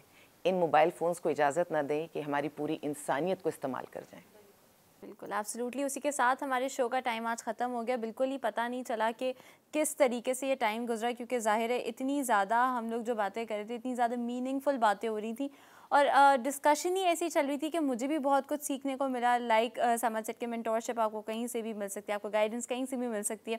मुझे बहुत कुछ सीखने को मिला। बहुत सारी चीज़ें ऐसी हैं जो शायद मैं अपनी ज़िंदगी में कुछ कर रही हूँ, वो मैं चेंज करूँगी। उम्मीद है आप लोग भी इसी तरीके से इन्फ्लुएंस हुए होंगे, मुतासिर हुए होंगे, कुछ ना कुछ आपको क्लिक किया होगा। बहुत शुक्रिया आप दोनों का शो पर आने का, बहुत अच्छा लगा आज आप लोगों से बात करके।